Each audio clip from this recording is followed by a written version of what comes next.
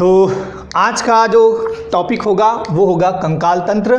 आप सभी बायोलॉजी के तहत पढ़ रहे हैं और कंकाल तंत्र को हम इसमें मतलब जो अध्ययन करते हैं मेनली अस्थि और उपास्थि का।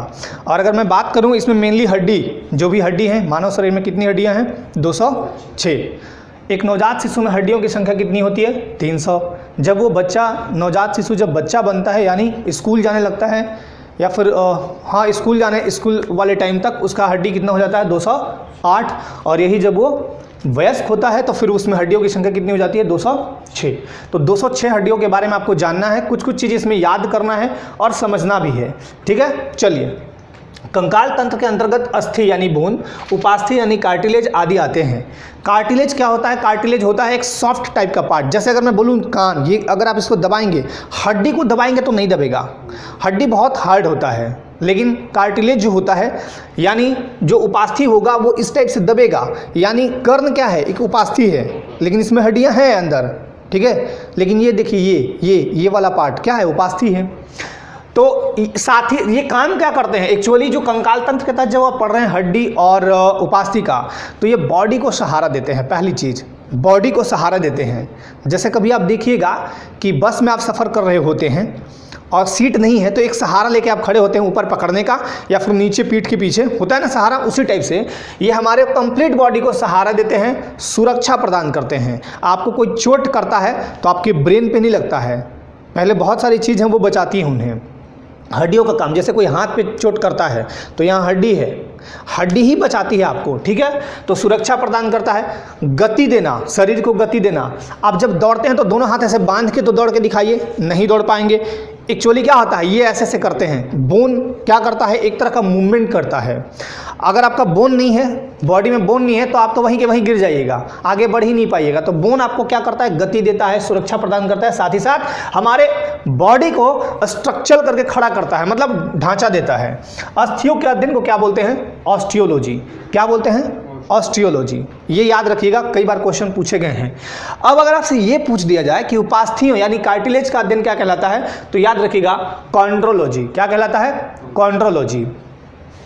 कोशिकाओं से नई हड्डियों के विकास और गठन की प्रक्रिया। अब सेल से नई हड्डी का विकास और जो गठन होगा उस प्रोसेस को हम बोलते हैं अस्थि भवन यानी बोन डेवलपमेंट। इसका जरूरत पड़ता है कभी कभी, देखिएगा मेडिकल में मनुष्य की आयु का पता अस्थि भवन परीक्षण द्वारा किया जाता है। जैसे जैसे आप बड़े होंगे वैसे वैसे हड्डी में परिपक्वता आती है। बच्चे को कभी देखिएगा ऐसे मुड़िएगा तो मुड़ जाएगा, एक नवजात शिशु को जिधर मुड़िएगा उधर मुड़ जाएगा। कभी देखिए नवजात शिशु जब सोता है तो गर्दन घूम जाता है ऐसे, क्यों? क्योंकि उसमें हड्डी उस समय मजबूत नहीं होता है।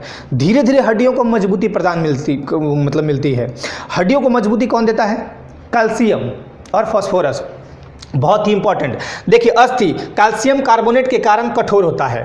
कैल्शियम कार्बोनेट अगर इसमें नहीं होगा तो क्या होगा? हमारी हड्डी कमजोर होगी। आप एक चीज़ और गौर किए होंगे कि बचपन से जो बच्चे दूध पीते हैं, माता का दूध पीते हैं, उनकी हड्डी बहुत मजबूत होती है क्योंकि उसमें कैल्शियम खूब होता है माता के दूध में।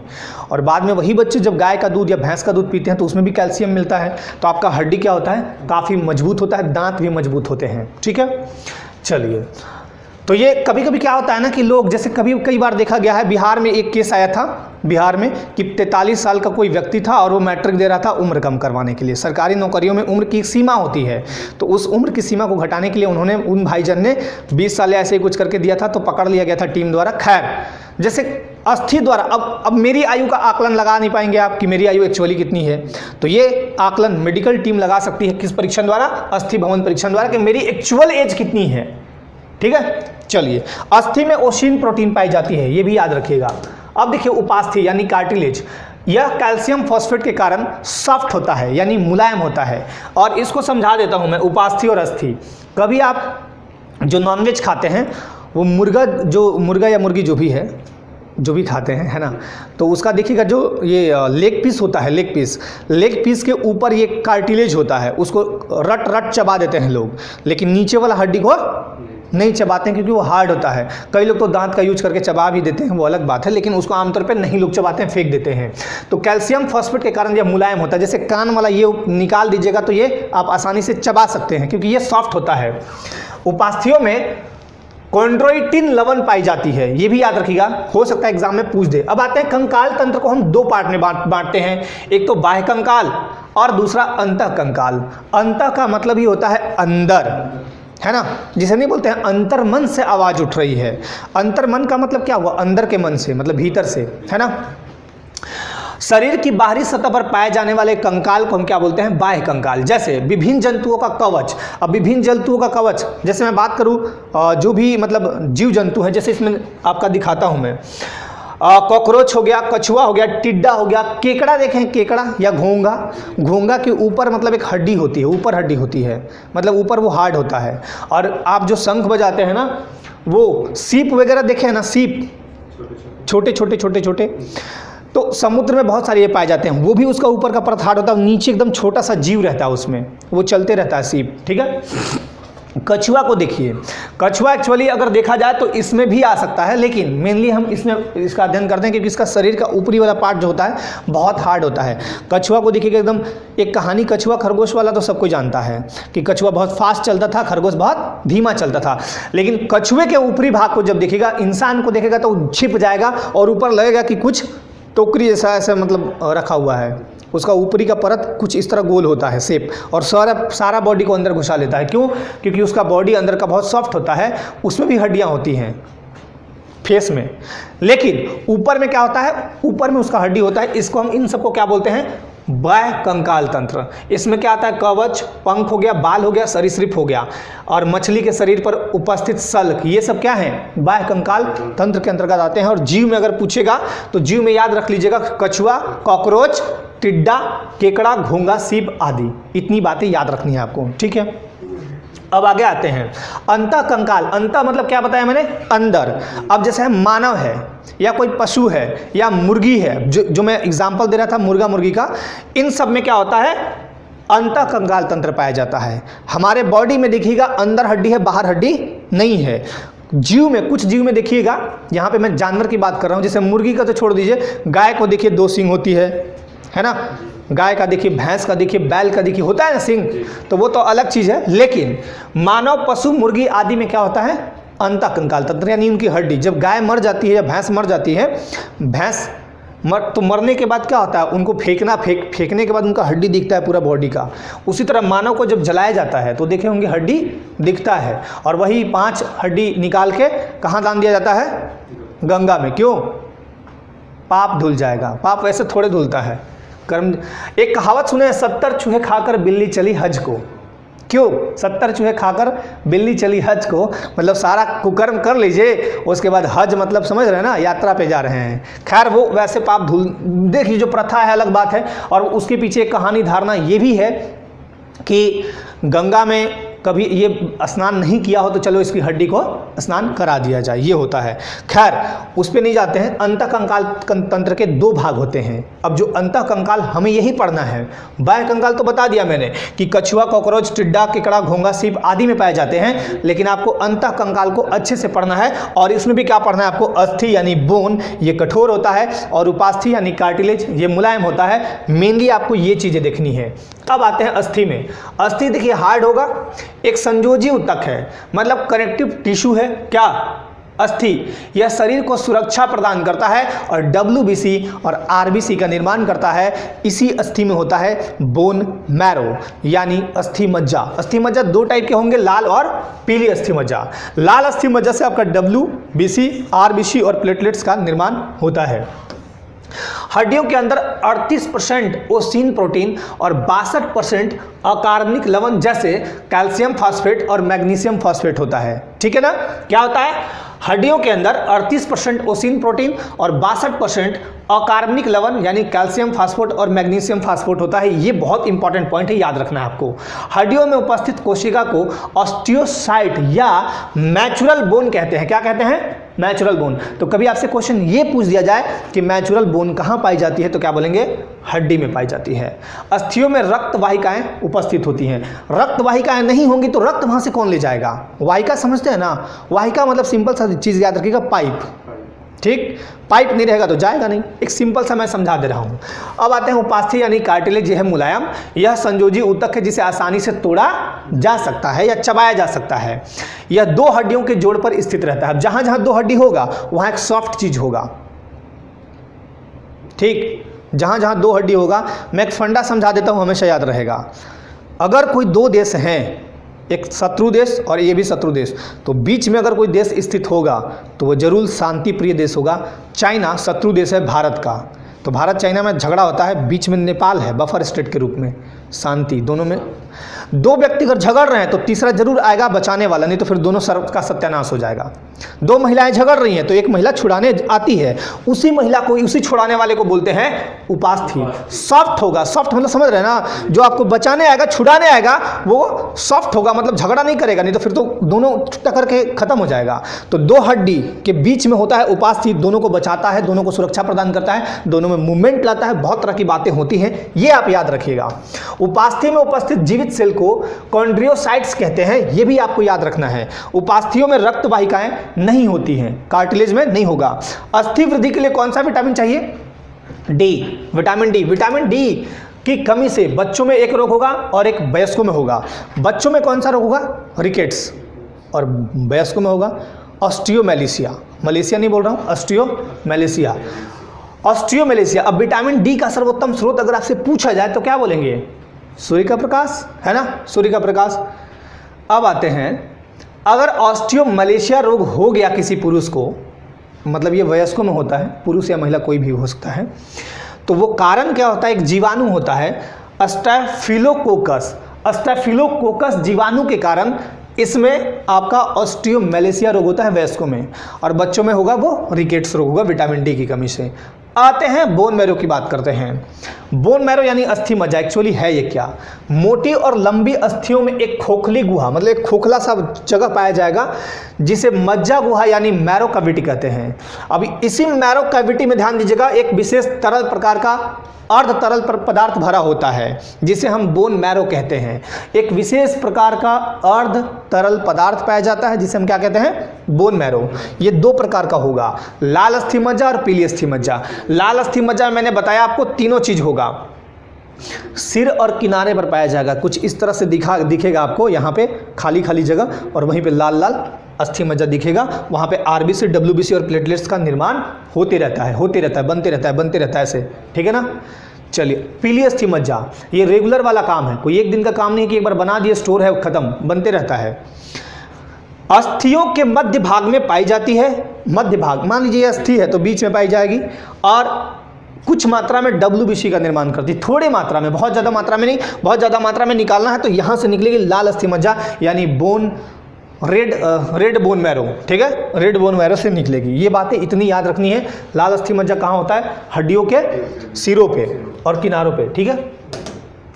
मानव शरीर में कुल कितनी हड्डी होती है? तो यहाँ पे तो मैंने बताया 206, बालकों में 208 और वयस्कों में होगा, यानी सॉरी नवजातों में होगा 300। बाद में ये बच्चों में ऑयल मालिश की वजह से सारे हड्डी जुड़ने लगते हैं, और जिनके भी घर में बच्चे होंगे वो देखे होंगे आमतौर पे, है ना, या माताएं, याद होगा आपको भी, तो माताएं खूब तेल लगाती थी, और पहले के टाइम में सरसों का तेल खूब लगाने से क्या होता था कि हड्डी भी मजबूत होता था, ठीक है।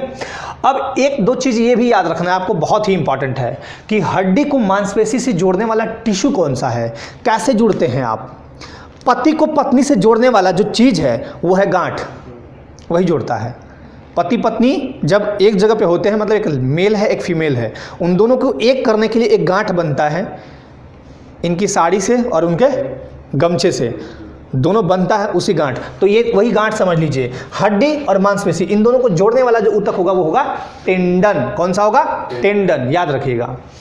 हड्डियों को हड्डियों से जोड़ने वाला ऊतक, अब हड्डी हड्डी से जुड़ा हुआ है, हड्डी भी तो कई जगह जुड़ा है ना, जैसे हाथ की हड्डी जुड़ी हुई है ना, हाथ की हड्डी, पैर की हड्डी बहुत जगह जुड़ी हुई है, तो इसको क्या बोलते हैं हम? लिगामेंट। क्या बोलते हैं? लिगामेंट। शरीर की सबसे बड़ी हड्डी जांघ की फीमर, इसे हम उरू हड्डी भी कहते हैं, ये भी याद रखिएगा, एग्जाम में हो सकता है पूछ दे, उरू हड्डी या जांघ की फीमर, ये बहुत बड़ी है। शरीर की सबसे छोटी हड्डी कान की स्टेप्स या स्टेपिस, एक ही बात है। क्लियर नहीं दिख रहा है? क्लियर क्यों नहीं दिख रहा है?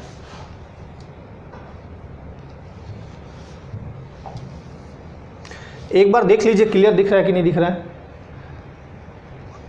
क्लियर तो दिखना चाहिए, बताएं एक बार क्लियर दिख रहा है कि नहीं, बताएं। सरोज आपको क्लियर नहीं दिख रहा था, जल्दी बताएं फटाफट। दिख रहा, ठीक है।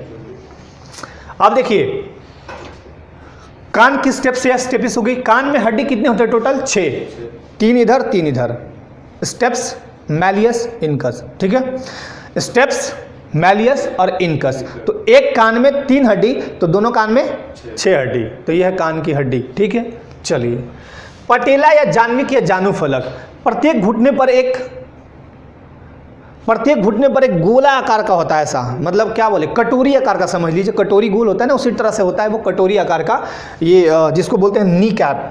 और ये याद रखना है, जानुफलक या जान्हविक या पटेला वही बोलते हैं, उसी को बोलते हैं। पैरों में दोनों जगह होगा, दोनों पैरों में, ठीक है। चलिए तिलचट्टा में पैर 3 जोड़ी होता है, हमारे पैर कितने जोड़ी होते हैं? 1 जोड़ी। तिलचट्टा में 3 जोड़ी। अब यहाँ पे देखिए ये आपका बनाया गया अंतःस्रावी और अंतः कंकाल तंत्र और बाह्य कंकाल तंत्र। अगर मैं अंतः कंकाल तंत्र की बात करूं या बाह्य कंकाल तंत्र, सॉरी अंतः कंकाल मैं बोल रहा हूं, उपांगीय और अक्षीय कंकाल, ठीक है, उपांगीय और अक्षीय कंकाल। अभी मैं आपको एक फिगर दिखाता हूं, उसके बाद मतलब आगे इस फिगर पे हम लोग आएंगे। देखिए मानव कंकाल की जो अस्थियां हैं, मानव कंकाल की जो अस्थियां हैं वो टोटल कितने हैं? 206। अब इन 206 को 2 भाग में हम डिवाइड करते हैं, और इन 2 भाग में डिवाइड करने के बाद एक उपांगीय कंकाल, एक अक्षीय कंकाल। उपांगीय अक्षीय के बाद इनको कई भागों में डिवाइड करेंगे। अब एक बार देख लीजिए आप, देखिए यहाँ पे देख लीजिए एक बार इसको देखना है, फिर आगे वहाँ पे बढ़ते हैं ताकि आपको चीज़ें दिमाग में एकदम आ जाएं, ठीक है। अब मानव कंकाल को हम 2 पार्ट में बांटते हैं, अनुबंधी या उपांगीय कंकाल, अपेंडिकुलर स्केलेटन, ठीक है। तो अब अनुबंधी या उपांगीय में होगा टोटल 126 हड्डी, यानी हाथ पैर वाला भाग। तो अनुबंधी कंकाल तंत्र, ये देखिए मेरे तरफ देखिएगा ध्यान से, ये सिर से लेके और ये वाला भाग यहाँ तक, नीचे तक, मूत्राशय तक, यहाँ से यहाँ तक वाला भाग जो होगा वो क्या होगा? ये अक्षीय कंकाल होगा। और ये जो होगा अनुबंधी कंकाल तंत्र, पूरा हाथ कंधा और उसके बाद फिर ये यहाँ कूल्हा से लेके नीचे वाला पार्ट किस में आएगा? अनुबंधी या उपांगीय कंकाल। देखिए बहुत तरीके से पढ़िए, याद होगा। मैं फिर से एक बार बता देता हूँ आपको दिमाग में। अक्ष मतलब होता है एक्सिस। और एक्सिस क्या है? अक्ष क्या है? आपका बेस क्या है? बेस तो यही है ना, यही मेन चीज तो यही है, बाकी तो नहीं है। अगर दोनों हाथ ना हो तो जिंदा रह लीजिएगा, दोनों पैर भी ना हो तब भी जिंदा रह लीजिएगा, मस्तिष्क ना हो कभी जिंदा नहीं रह पाइएगा। अक्षीय कंकाल तंत्र सिर से लेकर मूत्राशय तक, सीधे वाला भाग मैंने अभी दिखाया, ये सिर से लेकर और नीचे मूत्राशय वाला भाग तक, टोटल को क्या बोलेंगे हम? अक्षीय कंकाल। यहाँ 80 हड्डी होंगे। अब आते हैं इसमें। अब ये तो देख लिया आपने 80 हड्डी। अब यहाँ इसके 80 हड्डी कैसे कैसे बटे हुए हैं, एक बार इसको दिखा देता हूँ, फिर इसको भी दिखाऊंगा कि ये जो बटे हुए हैं कैसे कैसे बटे हुए। देखिए ये पहले ये देख लेते हैं 126 वाला हड्डी। सबसे इंपॉर्टेंट, अगर पूछा जाए कि सबसे ज़्यादा हड्डियों की संख्या होती कहाँ है, सबसे ज़्यादा हड्डियों की संख्या, तो आप बोलिएगा हाथ पैर में सबसे ज़्यादा हड्डी वहीं होते हैं, 30-60। ब्रेन की बात करें तो ब्रेन में तो होते हैं 22, सिर की बात करें 29, और अगर बात करें हम मेरुदंड की बात करें तो वहाँ एक्चुअली कशेरुकाएँ होती हैं 33, लेकिन वो टोटली हड्डी के रूप में गिनी जाती हैं 26, बाद में और जुड़ जाती हैं। तो अगर देखा जाए मोटा मोटी की सबसे ज़्यादा हड्डियों की संख्या होती कहाँ है, तो क्या बोलेगा? हाथ पाँव, क्योंकि 30 हड्डी कम नहीं है। तो 30 अग्र। अब देखिए फॉर लिम्ब और हिंड लिम्ब, अग्रपाद और पश्चपाद। पाद मतलब होता है पैर, अग्र मतलब होता है ऊपर, तो पैर तो ऊपर है नहीं, एक ही 2 ही पैर है, तो ऊपर वाला ये हाथ हो गया आपका फॉर लिम्ब। तो 30 हड्डी, 15 इधर और 15 इधर, 30, मतलब एक हाथ में 15 पूरे, यहाँ से यहाँ 15, 30 हो गए दोनों हाथ मिला के। और एक पैर 15, एक पैर 15, तो क्या हो गया? पश्चपाद, यानी 30-30-60, तो 120 तो ऐसे ही हो गया ये। अब आते हैं कूल्हा यानी श्रोणी मेखला। कूल्हा ये हिप वाला पार्ट, नीचे कमर के नीचे वाला पार्ट, वो होता है श्रोणी मेखला। वहाँ पे होते हैं 2 हड्डी और दोनों साइड में होगा, क्योंकि 2 साइड है तो टोटल होंगे 4। इसके बाद वक्ष में होते हैं 2 हड्डी, तो ये हो गया टोटली कितना? 2 दूना 4, दोनों साइड वक्ष है ना, वक्ष दोनों साइड है, तो 2 दूना 4 आपका टोटल हो गया। ये 4 और 4 8, और ये 120, 128 कैसे आ गया ये? वक्ष में 2 ही होगा, सॉरी वक्ष में 2 होगा। 30 30 60 और ये 60 120 4 24 126, यहाँ पे 2 होगा। अब आते हैं इस वाले में, इस वाले में ध्यान दीजिएगा। सिर में 28 बताएंगे, सिर में 28 नहीं होता है, 29 होता है टोटली, लेकिन अभी बताएंगे, रुक जाइए, सिर में चलते हैं, थोड़ा सा रुक जाइए। सिर वाला भी मैं बता देता हूँ, टेंशन मत लीजिए।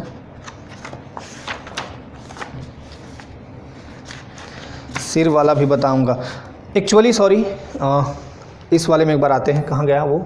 हाँ देखिए, कुल्हा एक्चुअली होता है एक ही, यानी श्रोणी मेखला जो होता है एक, तो दोनों साइड एक एक होगा, यहाँ पे 2 नहीं होगा, गलती से लिखा हुआ है, यहाँ पे होंगे 2 और वक्ष 2 होगा, यानी 2 दूना 4, 2 2 होगा दोनों साइड में। अभी दिखाऊंगा आपको तो देख लीजिएगा, ठीक है। तो ये हो गया आपका। फिर से एक बार इसको रिपीट कर दें, इसको सुधार लेता हूँ मैं ताकि आपको दिक्कत ना हो। दिक्कत यहाँ पे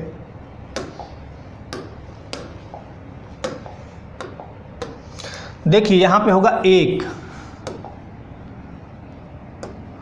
यहाँ पे होगा 1, ठीक है, 1 कुल्हा 1 1 होगा, यानी कुल होगा 2, ठीक। अब समझ में आया? तो 60 और 60 ये बराबर 120 लिख दिया, ये हो गया 2 प्लस 2 प्लस वक्ष में 2 2 होंगे तो 4, टोटल को जोड़ेंगे तो कितना आएगा? 126। ये हो गया क्लियर, ठीक है, टोटल होगा 126। अब आते हैं दूसरे वाले पार्ट पे। तो ये हाथ वाला पैर वाला 30 दूनी 60 और 30 दूनी 60 120। उसके बाद कुल्हा यानी श्रोणी मेखला 1 1 हड्डी होगा, अभी दिखाऊंगा मैं श्रोणी मेखला का पिक, वहाँ भी समझ लीजिएगा। तो 122 और वक्ष में 2 2 दोनों साइड, तो 4 22 4 26 126। अब आते हैं इस वाले पे। यहाँ देखिए, अब ये किसका पार्ट है? ये किसको बांटा है? अक्षीय कंकाल तंत्र को। अक्षीय कंकाल तंत्र में टोटल कितने होंगे? 6 5 11, ठीक है, 80 होंगे। पहला है सिर, सिर में होंगे 29, सिर में होंगे 29। अब आपको बताते चलता हूं मैं, पीठ में कितना होगा? पीठ मतलब ये वाला पार्ट पीछे वाला दिख रहा है ना, यहां से लेके नीचे तक, ये होगा कशेरुक दंड, इसको बोलते हैं। यहाँ पे 26 हड्डी होगी, 26 हड्डी होगी, इसी को बोलते हैं मेरुदंड। क्या बोलते हैं? मेरुदंड। मेरुदंड में गर्दन में के पास यहाँ पे 7 हड्डी होगा। वक्ष, वक्ष मतलब ये वाला भाग, ये वाला भाग जिसको आप यहाँ पे बोलते हैं पसली बोल दीजिए आप। कटी, कटी नीचे होगा 5, साक्रम 1 और पूछ 1, ये भी दिखाएंगे, टोटल होगा 26। इसी का पार्ट है, किसका पार्ट? मेरुरज्जु का पार्ट है। मेरुरज्जु में, मेरुरज्जु नहीं सॉरी, मेरुदंड, मेरुदंड यानी कशेरुक दंड में होंगे कितने? 26 हड्डी। गर्दन में 7, वक्ष वाले जगह पे इधर 12, कटी नीचे थोड़ा 5, साक्रम नीचे 1 और पूछ 1, नीचे पूछ जैसा लटका रहेगा, वो टोटल मिलाकर होंगे 26। एक्चुअली कशेरुक दंड जो होते हैं वो 33 होते हैं, ठीक। अभी फिगर पे चल रहे हैं, टेंशन मत लीजिए, दोनों चीजें मैं समझा दूंगा, फिगर पे भी चल रहे हैं, टेंशन नहीं लेना है। वक्ष होगा 25। वक्ष में देखिए ये वाला पार्ट, आगे का पार्ट, अब ये पीछे नहीं है, आगे वाला पार्ट। तो वक्ष यहां से लेके स्टार्ट होता है यहां तक। वक्ष मतलब जो आपका फेफड़ा को जो कवर किया है नीचे, या हार्ट को जो कवर किया है ऊपर से, नीचे से नहीं ऊपर से, हड्डी, हड्डी, हड्डी ही कवर करता है, नहीं तो आपके दिल पे चोट लग जाएगा तो मर जाइएगा, आपके श्वसन मार्ग पे, फेफड़ों पे चोट लगेगा तब भी आपका हालत खराब हो जाएगा। तो वो हड्डी ही है जो मजबूती से खड़ा करके रखता है। वक्ष में 25, उरोस्थी, उरोस्थी 1 होगा और पसली होगा 24। अभी दिखाएंगे फिगर, थोड़ा सा रुक जाइए, टेंशन ना लीजिए, फिगर भी दिखाते हैं आपको। एक बार फिगर मैं आपको दिखा दूं। चलिए एक एक तरफ से देखते हैं, पहले ये वाला देख लें। अब हम आते हैं यहाँ पे। अब देखिए शारीरिक संरचना मानव कंकाल की जो अस्थियां हैं, एक बार ये बता दूं, उसके बाद फिर फिगर पे चलता हूँ। सिर में होगा, सिर में टोटल होगा 29 हड्डी। देखिए यहाँ पे टोटल लिखा हुआ है 29 हड्डी। सिर में होंगे 3-4 पार्ट होंगे, सिर के 4 पार्ट होंगे, मैं भी आपको बताते चलता हूँ। कपाल जिसको बोलते हैं क्रेनियम, क्रेनियम में टोटल हड्डी होते हैं 8। फेस, ये वाला फेस, सामने वाला फेस, टोटल ये फेस ये है 14 हड्डी से बना हुआ, ठीक। कर्णास्थी, कर्णास्थी को बोलते हैं ये कान, कान 6 हड्डी होगा, 3-3 होगा दोनों तरफ। मैलियस, इनकस और स्टेपिस 2-2 होंगे दोनों जगह, 6 होंगे। हाइड, हाइड एक ऐसा जगह है, ये वाला जगह, ये वाला जगह हाइड। हाइड कभी कभी देखिएगा कि आदमी को गला से खींचिएगा या दबाइएगा, क्यों? ये वाला दबता है तो आदमी मर जाता है, मतलब ये वाला, ये हाइड ये वाला होता है, सांस के ऊपर से, मतलब ये दब गया तो मर गया आप। ये बहुत थोड़ा नाजुक होता है, ये हड्डी थोड़ा एक तरह से देखा जाए तो कस के दबा दीजिएगा रस्सी से, नहीं देखते हैं फिल्म में कि रस्सी से खींच दिया मर गया आदमी, यही हाइड को दबाते हैं। खोपड़ी में, चेहरा में एक होता है आपका मैंडिबल हड्डी, सबसे मजबूत हड्डी अगर बोला जाए 206 हड्डियों में, क्योंकि मैं इसमें दांत की हड्डी इंक्लूड नहीं है, दांत है इसमें कहीं नहीं होगा, दांत एक्चुअली दिखाएगा ये वाला परत, ये एक्चुअली हड्डी में नहीं आता है। दांत का ये इनामिल जो होता है वो सबसे कठोर भाग होता है। ह्यूमन बॉडी का सबसे हार्डेस्ट पार्ट जो होगा वो होगा दांत का इनेमल, ठीक। लेकिन अगर आपसे पूछा जाए कि 206 हड्डी में सबसे मजबूत हड्डी कौन सा है, तो मैंडिबल। और मैंडिबल को हम क्या बोलते हैं, यही जबड़ा वाला, ये जबड़ा, ठीक। अभी दिखा देंगे आपको। हाइट हो गया, तो टोटल हड्डी कितने हुए इसमें 29। और आपसे अगर ये पूछा जाए कि खोपड़ी कितने से बना है, तो खोपड़ी देखिए एक्चुअली बना है 22 से। कैसे आपको बता देते हैं। खोपड़ी जो बनता है ये वाला खोपड़ी वाला पार्ट, उसमें कान नहीं आता है, खोपड़ी में कान नहीं आता है, सिर में आएगा लेकिन खोपड़ी में कान नहीं आता है। तो कान का 6 हड्डी हटा दीजिए, 29 में 6 गया, कितना बचा 23। और एक हाइड हड्डी जो मैंने यहाँ बताया वो भी फेस में खोपड़ी में नहीं आता है। तो टोटल हड्डी कितना हो गया 22, ठीक है। अब पीठ की हड्डी, अब दूसरा पार्ट है पीठ की हड्डी। कशेरुक दंड में टोटल कितने हैं 26, गर्दन में 7, वक्ष में कितना है 12, कटी में कितना है 5, साक्रम में कितना है 1 और पुच्छ में कितना है 1। तो टोटल मिला कितने हो गए 26। अच्छा जूम कर दें, देखिए जूम। उसके बाद आते हैं वक्ष। वक्ष में 2 टाइप से हड्डियां होती हैं। एक तो होगा पसली, नहीं बोलते हैं कि पसली ये वाला है पसली, मूवी में देखिएगा मार के पसली तोड़ा जाता है, मूवी में देखिएगा, खासकर उस मूवी में देखिएगा कौन सा था, उसमें बहुत मारपीट होता है, उसमें दिखाता है कि हड्डी टूटता है। उरोस्थी यानी स्टर्नम, स्टर्नम होता है पूरा जो आपका वक्ष होगा, ये जो मतलब वक्ष का जो भाग होगा पसली, उस पसली को जोड़ के रखता है, ऐसा दिखेगा एक हड्डी लंबा सा बड़ा सा, उसको बोलते हैं स्टर्नम। अभी आपको सब दिखा देता हूं मैं, तभी आप समझिएगा। बाकी तो हो गया। उपांगीय कंकाल ये हैं 60, 60, 120। बाकी उपांगीय तो मैंने बता दिया। उपांगीय में एक बार देख लेते हैं, जूम कर देते हैं, फटाफट देख के चलते हैं हम लोग उपांगीय कंकाल को आगे। उपांगीय कंकाल में देखिए, उपांगीय कंकाल को हम 4 भाग में बांटते हैं। पहला भाग है आपका वक्ष, वक्ष यानी अंश मेखला, इसमें 2 हड्डी होता है, स्कैपुला 2 और क्लाविकल 2 यानी 4, ठीक है। दूसरा आपका कुल्हा, कुल्हा हिप, हिप को बोलते हैं, नहीं बोला हिप कुल्हा, उसी को हम आप नाम देते हैं श्रोणी मेखला। श्रोणी मेखला में 1-1 हड्डी होते हैं जिनको बोलते हैं हम साक्रम और कॉकिक्स। क्या बोलते हैं, साक्रम और कॉकिक्स, 1-1 हड्डी होगी यानी 2 हड्डी। उसके बाद अग्रपाद यानी फॉरलिम्स मतलब हाथ वाला पार्ट, हाथ वाले पार्ट को बोलते हैं ऊपरी बाहु, प्रबाहु, कलाई, हथेली, अंगुलियां। अब देखिए ह्यूमरस होगा 2, ह्यूमरस एक बार दिखाते चलता हूं मैं। ह्यूमरस ये वाला पार्ट होता है, ये यहां से यहां, जिसको बोलते हैं भुजा, ऊपरी बाहु 2। तो ये एक ये है, एक ये है, 2 हुआ। उसके बाद प्रबाहु, प्रबाहु यहां से लेके यहां तक, कलाई तक, यहां से यहां तक, कलाई तक। प्रबाहु में 2 होगा, रेडियस और अल्ना, एक रेडियस और एक अल्ना, रेडियस अल्ना। यहाँ पे 2 हड्डियां हैं, रेडियस अल्ना। कभी ऐसे पकड़िएगा तो थोड़ा सा लगेगा अजीब टाइप का कि यहाँ अजीब है। रेडियस और अल्ना 2 दूना कितना होगा 4, रेडियस अल्ना 2, इसमें 2, 4 हो गए। कलाई में आते हैं, कलाई में कार्पल्स, यहाँ पे ये जो भाग मुड़ जा रहा है, ये वाला भाग, ये वाला, यहीं पे कार्पल्स होंगे। टोटल हड्डी होता है 8, कार्पल्स में 8। अभी सबका नाम नहीं याद रखना है, कार्पल्स में 8 होगा नाम, इतना नहीं रटना है, जो मेन हड्डी है उसी को याद करना है। कार्पल्स में 8 हड्डी, तो 8 यहाँ कितना हुआ 16। उसके बाद हथेली, ये देखिए हथेली, हथेली दिख रहा होगा, हथेली, हथेली होगा जिसको बोलेंगे मेटाकार्पल्स। यहाँ 5 हड्डी होगा, तो एक में 5, दूसरे में 5, 10 हो गया। उसके बाद होगा उंगलियां, उंगलियां ये वाली पार्ट, उंगलियां, फैलेंजिल्स, अरे फैलेंजिज, फैलेंजिज में होगा 14 हड्डी, 14 और 14 28। देखिए यहाँ पे एक्चुअली 3 हड्डी होता है, 1 2 3, तो 3 चौका 12, 3 चौका 12 और इसमें 2, 13 14, तो 14 यहाँ 28 फैलेंजिज।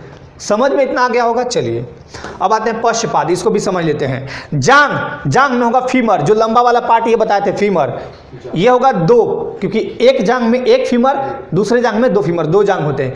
अब पिंडली, यहाँ पे टिबिया और फिबुला, जैसे आपको बताया था ना रेडियस और अल्ना, उसी तरह पैर में होगा नीचे वाला भाग, कौन होगा टिबिया फिबुला। बहुत बार एग्जाम में क्वेश्चन पूछा गया है कि टिबिया फिबुला, टिबिया और फिबुला कितने होंगे 2 दूना 4, नहीं सॉरी 2 होगा, मतलब टिबिया 2 होगा और फिबुला 2 होगा, 2 2। अब आते हैं घुटना, घुटना में अभी आपको बताते हैं पटेला, पटेला क्या बोलते हैं जानविक फलक या जानविक, तो जानविक, जानू फलक या जानविक बोलते हैं, जानू फलक या जानविक। अब ये पटेला है, पटेला कितना होगा 1, तो 1 दूना 2।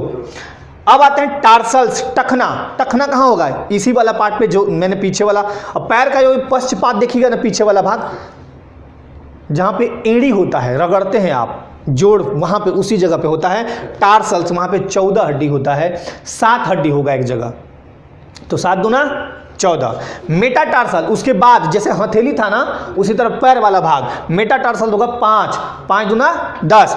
फिर होगा फैलेंजिस, फैलेंजिस होगा 14, यानी पैर की उंगलियों के वाला पार्ट वो होगा 14 और 14 28, टोटल हड्डी हो गई 206। एक बार मैं इसी को फिर से दिखा देता हूं आपको, ये कंकाल तंत्र वाले भाग में। यहाँ पे देखिए, ये फिगर में दिखेगा तब ना इनको, देखिए यही है आपका ह्यूमरस, रेडियस, रेडियस अल्ना, उसके बाद कार्पल्स, मेटाकार्पल्स और फैलेंजिज, यही है। उसी तरह पैर में आते हैं, तो टोटल कितने हो गए? टोटल कितने हुए? 30 हुए वहां पे, 30 दूना 60 और 60 इधर 120। फीमर, ये पटेला, टिबिया और फिबुला। फिबुला छोटा पार्ट होता है सपोर्ट के लिए, और टिबिया होता है बड़ा वाला पार्ट। उसके बाद टार्सल, मेटाटार्सल और फैलेंजिज, ये है आपका पैर का हड्डी। अब एक बार आपको मैं एक एक करके जूमिंग करके दिखा दूंगा, फिगर भी देखते चलिए। यहाँ तक हो चुका था, ये तो फिगर समझ में नहीं आएगा आपको। अब आइए यहाँ पे उपांगीय कंकाल। उपांगीय कंकाल को हम 4 पार्ट में बांटते हैं। अग्रपाद यानी अपर या फॉरलिम बोलते हैं इसको, 30-30 हड्डी होती है। एक बार इस फिगर को भी दिखा देता हूँ आपको, अगर नहीं दिखे तो कोई बात नहीं, मैं अभी बता भी दिया हूँ और वैसे भी आप देख लेंगे। ह्यूमरस 1 होगा, रेडियस अल्ना 2, फिर उसके बाद यहाँ देखिए हस्त में, हाथ में कार्पल्स मैंने कितने बताए थे? कार्पल्स 8, 8 दूना 16। मेटाकार्पल्स कितने बताए? 5, 5 दूना 10। अंगुली अस्थियां यानी फैलेंजिज कितने बताए थे? 14, 14 दूना 28। तो ये है आपका सामने का दृश्य, देख लीजिए।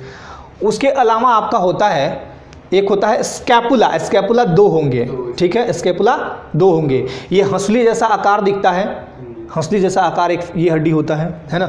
चलिए आगे बढ़ते हैं। अब देखिए ये फीमर, ये पैर वाला हड्डी, पटेला बीच में, टिबिया बड़ा सा हड्डी, फिबुला इसको सपोर्ट के लिए होता है। टार्सल, टार्सल में कितनी हड्डियां मैंने बताई थी? 7 दूना 14, ठीक है। मेटाटार्सल में 5 दूना 10, फैलेंजिज में 14 दूनी 28। यहाँ देखिए टिबिया, फिबुला, ये देखिए फिबुला और टिबिया यहाँ दिख रहा होगा। टार्सल ये वाला पार्ट होता है, पीछे वाला, ये वाला पार्ट टार्सल, ये तल नीचे वाला जहाँ पे आप मतलब एड़ी होता है ना आपका, पीछे वाला पार्ट, टखना वाला वो। मेटाटार्सल ये वाला पार्ट होगा और फैलेंजिज ये उंगली वाला पार्ट होगा। पैर वाला पार्ट ये होता है, ठीक है। अब आइए आगे, ये तो देखिए 2 हड्डी यहाँ पे होती है, स्कैपुल, स्कैपुला या स्कैपुल बोलिए, एक ही बात है। और यहाँ पे क्या होगा? क्लेविकल। क्लेविकल ये वाला पार्ट होता है, ये वाला, इस वाले जगह पे क्लेविकल, इस वाले जगह पे क्लेविकल होगा, इस टाइप से रहता है क्लेविकल। ये दिख रहा है। स्कैपुला कहाँ होगा? थोड़ा नीचे वाले पार्ट पे स्कैपुला, और क्लेविकल ऊपर वाला पार्ट ये होगा। बाकी तो आपको बता दिया, कार्पल्स, मेटाकार्पल्स, फैलेंजिज, ठीक। यही है श्रोणी मेखला, देख लीजिए श्रोणी मेखला इसी को बोलते हैं। श्रोणी मेखला में कितने हड्डी होते हैं? 1, 1, 2, ठीक है, 2। एक होता है आपका त्रिकास्थी जिसको बोलते हैं साक्रम, और एक को बोलते हैं कॉकेकस यानी अनुत्रिकास्थी। ये है आपका साक्रम, ये वाला पार्ट साक्रम, और ये है अनुकास्थी यानी कॉकेकस, ठीक है। चलिए श्रोणी मेखला यही है, इसी टाइप से दिखता है, ये हिप वाला पार्ट, ठीक है, समझ में आया। अक्षीय कंकाल में आते हैं। अब कुल हड्डी कितनी है? 80 हड्डी। कुल हड्डी कितनी है? 80। संरचना के दृष्टि से अक्षीय कंकाल को हम 4 भाग में बांटते हैं। अब देखिए पहला है सिर। सिर में समझ लीजिए, अभी आप जो बात कर रहे थे सिर का, वो सिर देख लीजिए कैसे होता है। सिर में टोटल हड्डी कितने होंगे? 29। सिर में टोटल हड्डी 29। लेकिन अगर खोपड़ी क्या है, सिर को क्या बोलते हैं हम इंग्लिश में? हेड। खोपड़ी को क्या बोलते हैं? स्कल। स्कल में टोटल 22 हड्डी होंगे, क्योंकि इसमें कान की 6 हड्डी, ये वाली 3-3 6 हड्डी हटा दीजिए, और एक हाइड हड्डी जो होती है, हाइड हड्डी नीचे वाली, यहाँ जहाँ फांसी लगाते हैं आप, या फिर कोई दबाता है, गर्दन दबा दिया है ना, यहाँ नहीं देखते हैं लोग ऐसे दबाने की, उसी को दबा के लोग मारते हैं, नहीं बोलते गले दबा के हत्या की। गला ये थोड़े दबाता है, यहाँ थोड़े दबाता है, ये वाला चीज़ दबाता है यहाँ पे। तो हाइड ही हड्डी दबाया जाता है, तभी जल्दी मौत हो जाती है, तो ये शामिल नहीं होता है। खोपड़ी में, सिर में टोटल 29 हड्डी। एक बार समझ लीजिए, जिनका भी क्वेश्चन था सिर में मतलब ये पूरा सिर है मेरा, यहाँ पूरा सिर हो गया, ठीक। यहाँ टोटल हड्डियों की संख्या ये पूरा मैं दिखा दे रहा हूँ, ये टोटल 29। कान की हटा दीजिए क्योंकि वो खोपड़ी में नहीं आएगा, अभी खोपड़ी का फिगर मैं ला रहा हूँ, तो 6 हटा दीजिए, 29 में 6 गया 23, और एक हाइड हड्डी ये वाला, यहाँ वाला ये भी नहीं होगा, यानी आपके बच्चे 22 हड्डी। क्लियर? अब यहाँ पे फिगर देखिए ये वाला, ठीक है, एक पर जूम कर देता हूँ। अब देखिए यही है आपका 8 जो बोन होते हैं, 8 जो बोन होते हैं उनको बोलते हैं हम पीछे वाले। मतलब मैं दिखा देता हूँ, ये मेरा फेस दिख रहा है यहाँ से यहाँ तक, ये होगा फेशियल बोन, यानी 14 इसमें हड्डी होंगे। अब देखिए मैं पीछे घूम जाता हूँ, अब हड्डी के पीछे जो मेरा बाल दिख रहा है यहाँ से यहाँ, यहाँ ऐसे ऐसे यहाँ तक गर्दन के पहले तक, इनको बोलते हैं हम, क्या बोलते हैं, क्रेनिकल बोन, यानी क्रेनियम बोलिए चाहे क्रेनिकल बोन एक ही बात है, क्रेनियम। तो ये होते हैं टोटल कितने, 8, ठीक। ये बहुत इंपॉर्टेंट है, याद रखिएगा, एक बार फिर से समझा देता हूं। 14 जो होंगे वो फेस में होंगे, क्योंकि इसी फेस में सब कुछ है। इंटरव्यू में जाएंगे तो आपका फेस देखा जाता है, ज्ञान तो बाद में लोग देखता है। शादी के लिए जाएंगे तो फेस देखेगा, बाकी चीज तो बाद में है, पहले तो फेस। लड़की कैसी है, लड़की हमको गोरी सुंदर सुशील चाहिए, सब तुम्ही को चाहिए, तो फिर उसमें कोई तो गुण होना चाहिए। शादियां होती हैं किसी भी स्टेट में, आमतौर पे हम हिंदी भाषी राज्यों की बात कर लें तो वहाँ पे शादियाँ कैसी होती हैं, सबसे पहले लड़की वाले लड़कों के घर जाते हैं। आने वाले टाइम में मैं आपको बता देता हूँ, ज़्यादा नहीं, 15-20 साल, हो सकता है 2-4 साल आगे पीछे हो जाए, इतने में क्या होगा कि लड़के वाले जाएंगे लड़के के घर, क्योंकि जिस तरह से दहेज का डिमांड होता है और दहेज वाली बात आती है वो बहुत खतरनाक होता है। तो सबसे पहले जाने के बाद क्या होता है, सबसे पहला काम होता है लड़की का नाम, फोटो। सबसे पहले तो फोटो मांगो, उसके बाद डिमांड और एजुकेशन बाद में, पहले फोटो देखा जाता है। तो फेस सबसे इम्पॉर्टेंट है, तो इम्पॉर्टेंट में ज़्यादा हड्डी होगा, कम नहीं होगा। इम्पॉर्टेंट में ज़्यादा हड्डी होगा, 14 हड्डी होगा, 8 हड्डी ऐसे याद रखिएगा पीछे, ठीक। आगे ज़्यादा होगा, पीछे कम होगा, ऐसे भी याद रख सकते हैं आप। तो फेस में आपका 14 बोन होगा और इसमें 8 होगा। अब 14 बोन कैसे कैसे ये आपको याद करा देता हूं मैं। देखिए मैंडिबल यही जबड़े वाला बोन है जो सबसे मजबूत होता है, मैंडिबल जबड़े वाला बोन, ये ठीक, जबड़े वाला बोन मैंडिबल इसको बोलते हैं। ये कितना होगा, 1। इसको बोलते हैं मैक्सिला, ये 2 होगा। ये देखिए इधर इधर इधर इधर, अब मैं इसमें घुस के तो दिखा नहीं सकता लेकिन बता दे रहा हूं मैं, इस साइड है ना, मतलब ये वाला साइड, ये वाला मैक्सिला 2 होगा, एक साइड इधर एक साइड इधर। नाक के पास नीचे वाले भाग में वोमर होगा, वो होगा 1, ठीक। जाइगोमैटिक होगा 2, कुछ इस साइड की हड्डियां कान के पास वाली मतलब नीचे वाली जाइगोमैटिक हड्डी होगी 2, एक साइड इधर एक साइड इधर, मैं दिखा भी देता हूं यहां पे।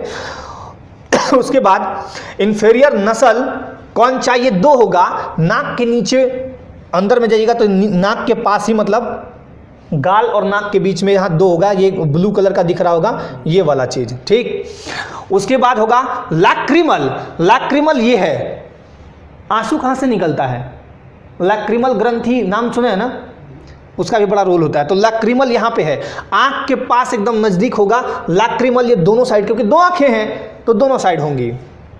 उसके बाद नशल, ये होगा 2, नाक के ऊपरी वाला पार्ट यहाँ पे अंदर में हड्डी है, अंदर में हड्डी है, वहाँ होगा नशल। और एक है पैलेटाइन, ये पैलेटाइन यहाँ पे है, एक ही है, वो एक ही हड्डी लाल वाली जो दिख रही है, एक ही हड्डी एक में मिला हुआ है। अब आते हैं इस वाले पे, इसकी बात करें। यहाँ पे आपको मेनली आपको मैंडिबल बहुत अच्छे से याद रखना है कि मैंडिबल जबड़े की हड्डी होती है जो सबसे मजबूत हड्डी होती है। बाकी आप एक बार फिर से मैं दिखा देता हूँ। मैक्सिला 2 होगा, साइड में आपका दांत के जस्ट ऊपर वाला पार्ट और मतलब गाल वाला पार्ट समझ लीजिए। वोमर 1 होगा, यहाँ पे आपको दिख रहा होगा ये वाला। उसके बाद जाइगोमैटिक आपके 2 होंगे, एक साइड एक साइड, मतलब कान के थोड़ा नीचे वाला पार्ट है ना। उसके बाद आपका इंफेरियर नसल कौन सा, ये 2 होगा, एक इधर नाक के नीचे वाला पार्ट इधर, और पैलेटाइन दो होगा, एक ये वाला होगा लाल वाला पार्ट और एक ये इधर वाला पार्ट है ना पैलेटाइन। और नसल आपके दो होंगे ऊपर नाक वाले के पार्ट, सबसे ऊपरी नाक ये वाला पार्ट जो दिख रहा है ये वाला, वहाँ साइड में ऐसे दो होंगे। लैक्रिमल भी दो होंगे दोनों आँख के नीचे वाले पार्ट पे लैक्रिमल। तो ये टोटल हड्डी होंगे 14, याद रखना है ठीक। और याद रखने का तरीका मैं बता देता हूँ, अगर ये सिर की बात आए तो टोटल 29 याद रखिएगा, खोपड़ी की बात है तो 22 में बांटा गया दो पार्ट, एक पार्ट को बोलते हैं फेशियल बोन और दूसरे को क्रेनिकल बोन्स। तो क्रेनिकल पीछे वाला पार्ट होगा, पीछे ऐसे भी कम होता है, आगे ज्यादा होगा। अब आते हैं इसमें, देखिए इसमें 8 हड्डी कहां कहां है। 8 हड्डी देखिए, सबसे पहले तो ये ऑक्टल, ये होगा 1, उसके बाद टेम्पोरल ये होगा 2, ठीक है 2 होगा टेम्पोरल। उसके बाद ये तो जूम इन करने पे दिख भी नहीं रहा है, आप लोग को भले दिखे। उसके बाद पैरिटल 2 होगा, ये ऊपर वाला साइड में जो ब्लू कलर का दिख रहा होगा ये 2 होगा। और फ्रंटल 1 होगा, ये वाला आगे वाला सिर जो फ्रंटल ये वाला भाग है, माथा वाला भाग, ये मतलब ये नहीं ये वाला भाग फ्रंटल नहीं बोलता, फ्रंटल है। स्फेनॉइड ये होगा यहाँ आगे वाला भाग, और इरिथ्रोनॉइड ये होगा जस्ट आँख की थोड़ा ऊपर वाला भाग, मतलब आँख नहीं मतलब फेस के ऊपर वाला भाग थोड़ा ऊपर। तो ये होगा टोटल 8 बोन। नाम याद नहीं रहेंगे कोई बात नहीं, लेकिन 8 बोन ये याद रखना है, बहुत इंपॉर्टेंट ये है। 14 बोन में एक बोन आपको जरूर याद रखना चाहिए, वो क्या है मैंडिबल। अब आते हैं मेरुदंड। मेरुदंड या रीढ़ की हड्डी, ध्यान दीजिएगा, मेरुरज्जु मेरुदंड ये दो बातें एक ही जैसी लगती है। मेरुदंड, दंड का मतलब होता है एक तरह से एकदम लंबा चीज खड़ा हुआ। रीढ़ की हड्डी बोलेंगे तो समझ जाइएगा कि पीछे वाला है। बैकबोन, ये 33 कसरुकाएं होती है, यानी कुल 26 हड्डी मिला देंगे। अब 26 हड्डी कैसे मिलेंगे? ग्रीवा मतलब गर्दन, ग्रीवा मतलब गर्दन में होगा। फिर वक्ष, वक्ष मतलब इस साइड, वक्ष वाला पार्ट इस साइड भी तो है अटैच, तो इस साइड वक्ष। उसके बाद कटी, कटी पीछे आएगा, त्रिकास्थी नीचे आएगा, और अनुत्रिकास्थी ये 4। तो देखिए कैसे होगा, 7 और 12 कितना होगा 19, 5 24, 1 25 और 1 26, क्योंकि ये 5 और 4 जो है आगे जाके जुड़ जाते हैं और फिर ये टोटल हड्डी बनाते हैं कितने।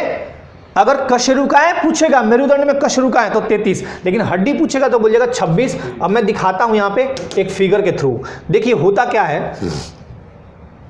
यही है आपका, ये देखिए ये जो आपका धागा दिख रहा है व्हाइट वाला, इसको हम बोलते हैं मेरुरज्जु यानी स्पाइनल कोड। क्या बोलेंगे? स्पाइनल कोड यानी मेरुरज्जु है ये। जो अंदर में एकदम रस्सी जैसा कोई धागा है, एकदम ऐसा धागा जैसा दिखेगा, एकदम लंबा सा, सांप जैसा इसको समझ लीजिए, बस सांप समझिए। ये देखिए सांप जैसा, यहाँ से यहाँ ये बीच वाला सांप जैसा जो दिख रहा है, इस सांप वाले पार्ट को हम क्या बोलते हैं? मेरुरज्जु यानी स्पाइनल कोड, अंदर में होगा। ठीक, अब आते हैं यहाँ हड्डी कैसे कैसे होगा। तो देखिए इसको C1, T1, L1 और S से दर्शाया जाता है। जैसे अगर हम बोलेंगे सर्विकल यानी ग्रीवा की हड्डी, तो ग्रीवा की हड्डी होगी 7, टोटल कितनी होगी 7। इसको C1 से C7 तक दर्शाया जाता है। इतना आपको डिटेल में नहीं याद करना है, बस केवल ये रखना है गर्दन में कितनी हड्डी। मैं यहाँ पे केवल दिखा देता हूँ, गर्दन यहाँ से यहाँ 7। उसके बाद 12 हड्डियाँ होती हैं जिसको हम बोलते हैं क्या? थोरेसिक, थोरेसिक नीचे वाला पार्ट, थोरेसिक, ठीक है, यानी वक्ष वाला पार्ट। 12 हड्डी कहाँ होंगे? वक्ष। देखिए इस बॉडी में ध्यान दीजिए, इसका वक्ष यही है ना, वक्ष यही होता है आमतौर पे, है ना। छाती वाला पार्ट यहाँ होता है, ये वाला पार्ट, तो यहाँ पे कितनी हड्डियाँ होंगी? 12, ठीक है, यानी इसको बोलते हैं थोरेसिक। उसके बाद लंबर, लंबर थोड़ा समझ लीजिए पेट के ऊपरी वाला पार्ट, ठीक है, पेट के ऊपरी वाला या पेट वाला पार्ट समझिए। पेट वाला पार्ट में आता है 5 हड्डी। उसके बाद आता है सैक्रल। सैक्रल में कुल कितनी हड्डियां होती हैं? सैक्रल में 1 और कोकेक्स में होता है 1। तो टोटल कितनी हड्डियां हुई एक बार यहां दिखा देता हूं। सैक्रल और कोकेक्स एक एक हड्डी होता है, सैक्रम और कोकेक्स एक एक हड्डी होगा, यानी टोटल होगा। एक बार फिर से, ग्रीवा में कितनी होगी? 7। ये आपको याद करना है, ग्रीवा कितना? 7, वक्ष कितना? 12, ग्रीवा 7, वक्ष 12, कटी यानी लंबर 5, त्रिकास्थी यानी सैक्रम 1, उसके बाद कोकेक्स यानी अनुत्रिकास्थी 1। तो टोटल हुए 26। ये हो गया आपका कौन सा? मेरुदंड। रज्जू नहीं, रज्जू में तो फिर ये लंबी वाली रस्सी है। अब आते हैं पसलियों की बात करते हैं। टोटल कितनी हड्डी पसली में? 24। पसली मतलब कौन सा? सामने वाला पार्ट। ये तो मैं पीछे वाला पार्ट बता रहा था, अब आता है सामने वाला पार्ट। पसलियों के बीच ही हमारा फेफड़ा अंदर होगा और उसी फेफड़ा, दोनों फेफड़ों के बीच में हमारा एक प्यारा सा गोला सा मुट्ठी के आकार का, बंद मुट्ठी के आकार का हार्ट होता है। उसी हार्ट में सब कुछ होता है। यहाँ पे टोटल 12 हड्डी है इस साइड और 12 हड्डी है इस साइड, तो 12 दूना 24। इन बारहों के नाम आपको याद नहीं करने हैं, बस ये याद रखना है कि इन बारहों को एक मजबूती प्रदान करता है, एक तरह से जोड़ के रखता है, उसको बोलते हैं हम स्टर्नम। स्टर्नम एकमात्र हड्डी होती है, ये वाली यहाँ लंबी, स्टर्नम इसी को बोलते हैं। ठीक, यहाँ बस यही याद रखना है कि 12 इस साइड से ऐसे ऐसे गोल गोल घुमा हुआ, तो ये गोल छड़ जैसा घुमा हुआ है, ये छड़ जैसा घुमा है, दोनों को जोड़ने का काम कौन किया? स्टर्नम। स्टर्नम बहुत इंपॉर्टेंट हड्डी है। तो ये हो गया टोटल 12 इस साइड और 12 इस साइड। अगर मैं बात करूँ इस साइड 12, इस साइड 12, 24, बीच में जोड़ा, कौन सा जोड़ दिया? स्टर्नम। बीच में जोड़ के रखा है, नहीं तो ये टूट जाएगा। ठीक है, मजबूती प्रदान ये करता है इसको, स्टर्नम। ये देखिए स्टर्नम है, यही है, एक हड्डी यही है। उरोस्थी बोलते हैं इसको, क्या बोलते हैं? ब्रेस्ट बोन या उरोस्थी, या इसको बोलते हैं स्टर्नम। एक हड्डी, अभी मैंने जो बताया वही चीज़ यहाँ है, ये है स्टर्नम। ठीक है, जोड़ने का काम करेगा बस। ये नहीं रहेगा तो बड़ा दिक्कत हो जाएगा, जुड़ेगा नहीं फिर आपस में चीज़। अब आते हैं संधियां या जोड़। संधियां या जोड़, अब देखिए हर जगह हड्डी है, हड्डियों को जोड़ने का काम कौन करेगा? तो कोई ना कोई जोड़ करेगा, या ज्वाइंट करेगा, क्योंकि बिना जोड़ के हड्डी नहीं रह सकती है। ठीक, अब जैसे एक रूम से दूसरे रूम को जोड़ना है तो क्या करते हैं? बीच में सीमेंट देके वाल खड़ा करते हैं, जोड़ देते हैं। उसी तरह ये जोड़ेगा। अब देखिए एक एक करके आपको याद रखना है। कंदुक खलिका संधि, इसको बोलते हैं ball and socket joint. Ball and socket joint यानी कंदुक खलिका संधि। ठीक है, क्या बोलते हैं इसको? कंदुक खलिका संधि। यह ह्यूमरस, ह्यूमरस कहाँ है आपका? अब बताइए ह्यूमरस कहाँ है? बताएं ह्यूमरस कहाँ होता है? ये तो दिख जाएगा, आप लोग बताएं ह्यूमरस कहाँ होता है? नाक में होता है, कान में होता है, फेस में होता है, या यहाँ होता है? ह्यूमरस कहाँ होता है? बताएं, अभी तो बताया मैंने। ह्यूमरस कहाँ होता है? जल्दी से जवाब दीजिए। आज जवाब नहीं मिला तो कहानी नहीं सुनाएंगे, जवाब मिला तो कहानी सुना देंगे। ह्यूमरस कहाँ होता है? वाह, वेरी गुड जवाब। पहला जवाब आया प्रियंका, हाथ में। वाह, वेरी गुड। ह्यूमरस नहीं बताया मैंने, ये तो ह्यूमरस है, ये ह्यूमरस है, और यहाँ रेडियस और अल्ना। चलिए, तो कंदुक खलिका जो संधि है, ह्यूमरस और अंश मेखला यानी स्कैपुला। स्कैपुला मैंने कहाँ बताया? देख लीजिए, यहाँ पे फिगर में दिखा देता हूँ। ये है स्कैपुला, यहाँ जो जुड़ता है ना, ये जो ऐसे ऐसे हिला रहे हैं, यहाँ घुमाते हैं चारों तरफ, तो ये स्कैपुला इसी को जोड़ता है आपका स्कंद, यानी कंधे में, यहाँ कंधे में स्कैपुला।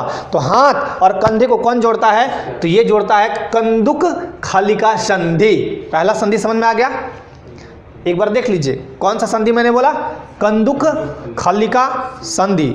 इसी के आधार पे खली और बली होता था। खली समझते हैं ना, पहलवान। खली जब भी पहलवान आता था तो ऐसे तो नहीं आता था, बोलता था हाँ बोलो, ये उसी के आधार पे। तो खलिक से खली याद रखिएगा। खली कैसे करता है? ऐसे ऐसे, मतलब ये वाला पार्ट, ये हिला ही नहीं पाएगा। और एक व्यक्ति जब लड़ने आता है तो ये वाला दिखाता है, ये बाँ, ठीक है ना, ये वाला। तो याद रखिएगा, कंदुक खलिक। याद करने का मैं तरीका, ट्रिक बता रहा हूँ, या फिर जो भी ट्रैक है आपको ये याद रखना चाहिए। दूसरा आता है कब्जा या हिंज संधि।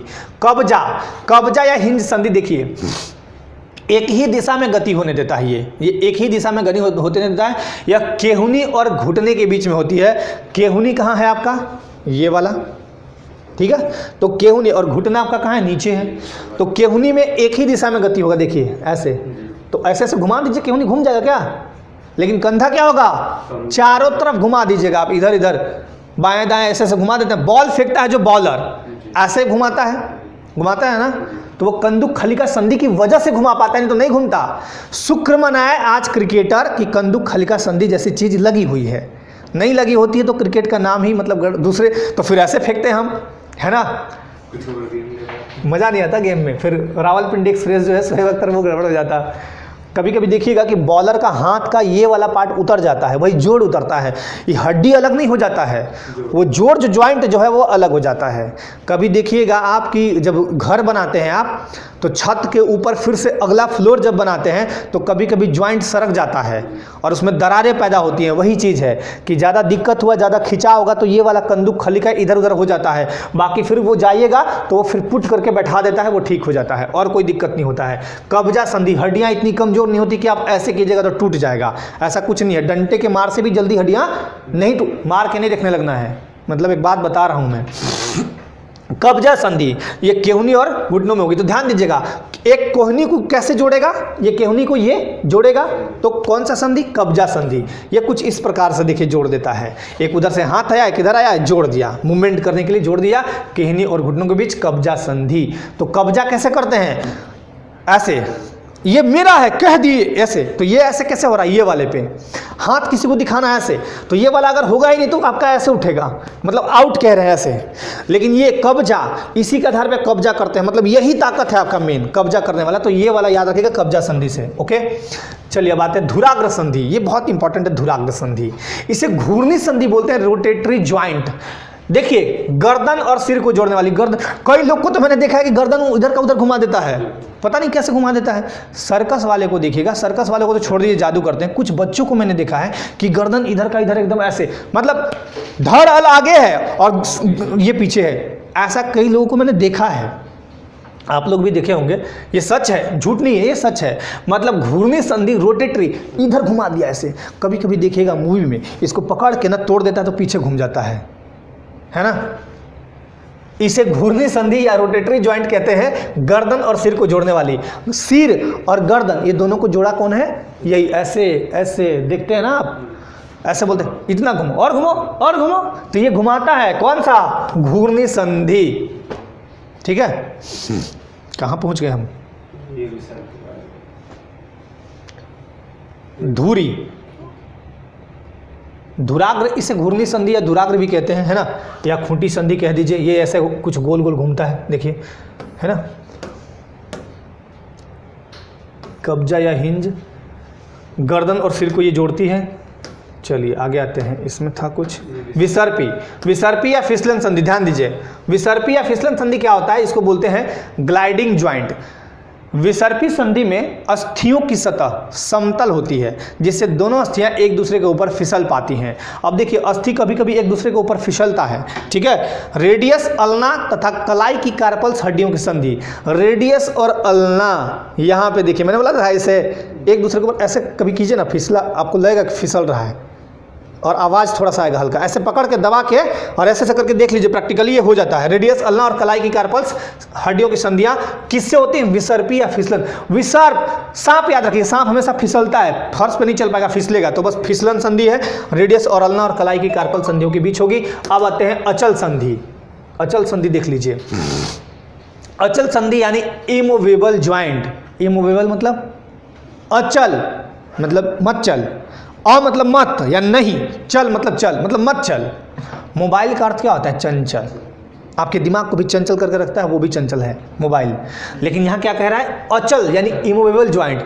ऊपरी जबड़े और कपाल के बीच, ये जबड़ा का नीचे वाला भाग है, ऊपर वाला भाग ये वाला हुआ, ऊपर वाला भाग ये जबड़ा, जबड़ा यहाँ देख रहे हैं ना जबड़ा, तो जबड़ा का ये नीचे भाग हुआ, ये ऊपरी भाग। ऊपरी जबड़ा और कपाल के बीच, सिर के अस्थियों के बीच भी यह संधि होती है। इसको आप हिला ही नहीं सकते हैं, इसको नहीं बोल रहा हूँ मैं, इसे नहीं हिला सकते हैं ऊपर और नीचे वाले को, ये तो एक जगह स्थिर है। उसी तरह सिर के बीच में, सिर में जो हड्डियां होती हैं, सिर में कितनी हड्डी? 29 टोटल सिर में, सिर की बात करूं तो 29, तो वो अंदर की हड्डियां कहाँ हिलेंगी? एक जगह रहती हैं, नहीं हिलाना है। अचल संधि से जुड़ी हड्डियां गतिशील नहीं होती है कभी कभी। अच्छा एक बात बताइए, ब्रेन पे कभी चोट लग जाती है, ब्रेन की बात मैं करूं, यहाँ पे ब्रेन पे जब चोट लगती है तो यहाँ पे जुड़ा रहता है आपका पीछे में क्या नाम है उसका? मेरुदंड। और यहाँ ब्रेन में, अभी हम मैं आगे उसमें चर्चा करेंगे, तो ब्रेन में एक जगह होता है ना, और उसको क्या बोलते हैं मैं भूल गया, उस पर चोट लगने से ना वो बचाता है, ठीक है ना। वो हड्डी का नाम मुझे अभी याद नहीं आ रहा दिमाग में, मैं बता दूंगा, ध्यान में आएगा तो देखिए ये क्या करेगा, अचल संधि से जुड़ी हड्डियां गतिशील नहीं होती है। अचल संधि से जो हड्डियां जुड़ी होंगी वो गतिशील नहीं होंगी, मतलब इमोवेबल नहीं होंगी। काठी संधि, सैडल जॉइंट, काठी। अब हाथ में अंगूठे की कार्पल्स और मेटाकार्पल्स अस्थियों की संधि। कार्पल्स और मेटाकार्पल्स कहाँ होते हैं देख लीजिए। देखिए ये है आपका, ये जुड़ा है ना, ये जुड़ा है ना। तो कार्पल्स और मेटाकार्पल्स की जो हड्डियां होती हैं, काठी संधि के कारण अंगूठा चारों तरफ घूम जाता है। ये देखिए ऐसे नहीं दिखाते हैं ठेंगा, ऐसे चारों तरफ घुमा के। काठी संधि ये इस जगह लगे हुए हैं, इस जगह लगे हुए हैं, इस जगह लगे हुए हैं, ये घूम जाते हैं। तो घूमता है ये इसी वजह से, ठीक। तो ये काठी संधि इसी को बोलते हैं, ठीक। नहीं याद हो रहा है, इसको एग्जाम्पल देता हूँ। काठी का मतलब होता है लकड़ी। मैं एक कहानी आप लोगों को सुनाया था नेपोलियन बोनापार्ट का। तो एक जो महिला थी, बूढ़ी औरत, वो जंगल में काठी चुन रही थी। काठी मतलब होता है लकड़ी, मैंने उस दिन बताया था कहानी में। तो काठी मतलब लकड़ी। लकड़ी कैसे चुनिएगा, इससे तो नहीं चुनिएगा, इसी से चुनिएगा। तो ये जो मूवेबल हो रहा है ये वाला चीज़, ऐसे ऐसे है, ये वाला अंगूठा या फिर ये सब, तो ये कैसे हो रहा है, काठी संधि की वजह से। तो ये भी याद रखिएगा।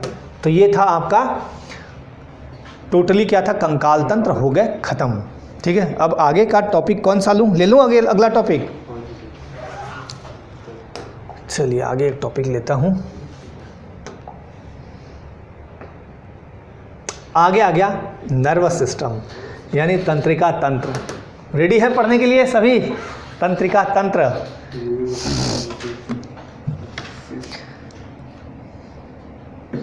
कोई क्वेश्चन हो, कोई क्वेरी हो तो पूछ लीजिए, उसके बाद हम लोग चलेंगे तंत्रिका तंत्र पे। चलिए रेडी हैं आप सभी पढ़ने के लिए।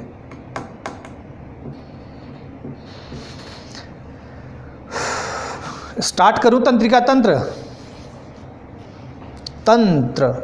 तंत्रिका। अच्छा कहानी सुनना है, सुना देता हूँ कहानी, टेंशन मत लीजिए।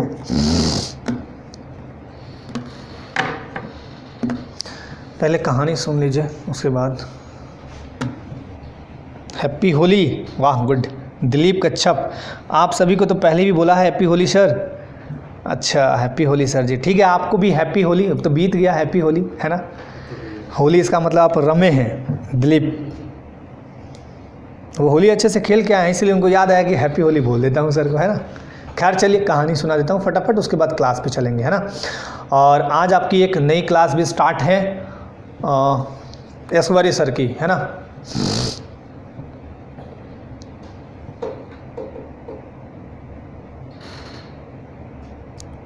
कंकाल तंत्र के डिजीज़, अच्छा ठीक है मैं ये डिजीज़ बता दूंगा। कुछ डिजीज़ हैं, वो मैं रोग वाला जब पढ़ाऊंगा ना तो उसमें भी ले लूँगा आपका कंकाल तंत्र का डिजीज़। कुछ भी थोड़ा बहुत आएगा उसमें ले लूँगा, ठीक है, बता दूंगा मैं, टेंशन मत लीजिए। कहानी पे आते हैं, अब कहानी सुना देते हैं। एक बार की बात है, देखिए एक चीज़ जीवन में हमेशा याद रखना चाहिए कि आप अगर किसी भी तरह का, कोई नहीं ऑनलाइन हुए, अब सुनिए कहानी सुनिए और कुछ बताता हूँ आपको, वो सुन लीजिए, ठीक है ना। जीवन में हमेशा एक बात याद रखिएगा, आजीवन याद रखिएगा। ऐसा नहीं कि आज आपका जॉब नहीं है, आज आप यहाँ बैठ के पढ़ रहे हैं, आप इस स्टेज में हैं, आप जहाँ भी जाएंगे आने वाले मतलब टाइम में, तो एक बात मेरी हमेशा याद रखिएगा, अगर आप भलाई का बॉल समाज के ऊपर फेंकिएगा, समाज आपके साथ कुछ भी करता है डजंट मैटर, क्योंकि समाज आपको हो सकता है जिस रूप में देखना चाहती है उस रूप में आप नहीं हैं, या समाज में कुछ लोग बुरे होते हैं, वो जानबूझ के बुराई करते हैं। 2-3 तरह के समाज में लोग होते हैं। देखिए इंसान का 3 श्रेणी में बता देता हूँ। एक होता है खुद परेशान रहने वाला। एग्जाम्पल के रूप में मुझे ले लीजिए, मैं खुद परेशान बहुत रहता हूँ चीज़ों को लेके। बहुत सारे कारण हैं परेशान होने के। सबसे ज़्यादा कारण है कि जब आपके बीच आना होता है या उसके पहले कभी भी किसी को कुछ देना होता है अपने थ्रू, यानी किसी का एक ट्रस्ट होता है कि एक टीचर के रूप में या फिर जो भी है, गाइडर, हेल्पर जो भी हैं, तो जब मैं किसी को कुछ देने जाता हूँ तो मुझे बहुत टेंशन होता है कि इसको मैं इतना बेस्ट दूँ ताकि ये कल के डेट में मतलब इसको खुशी लगे। मेरा नाम ना लेना वो अलग बात है, मत लीजिए कोई दिक्कत नहीं, लेकिन कम से कम आपको ये संतुष्टि हो, खुशी हो, और सबसे बड़ा चीज़ कि मुझे संतुष्टि हो जाए कि मैंने अच्छा चीज़ दे के आया। तो पहला होता है इंसान का रूप खुद परेशान रहने वाला। दूसरा होता है खुद परेशान रहना और दूसरों को परेशान करना।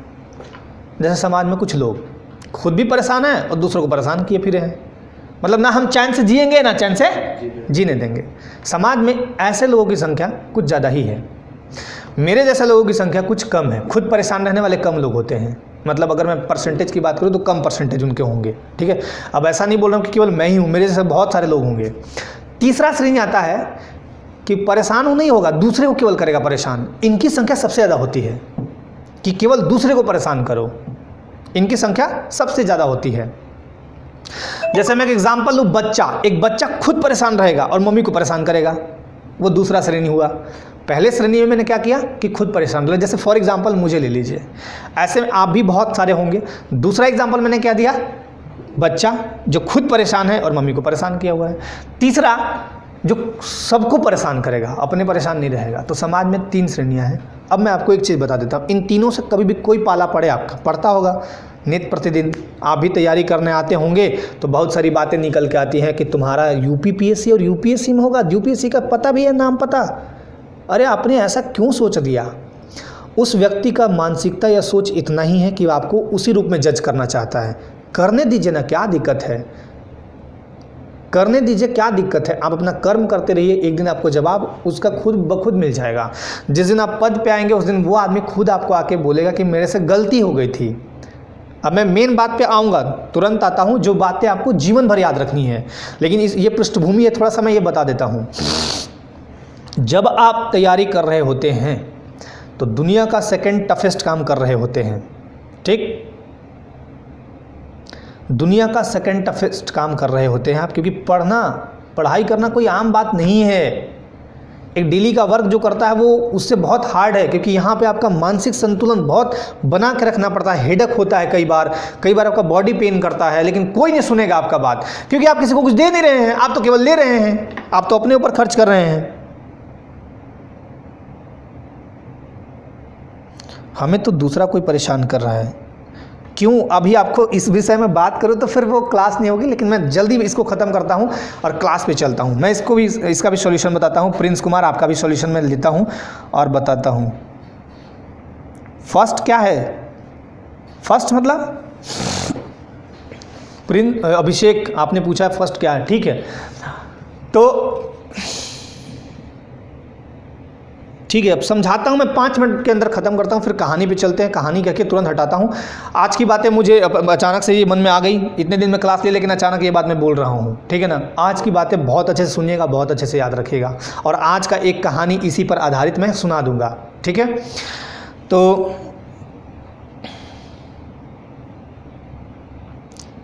अच्छा ठीक है, मैं बता देता हूँ, है ना।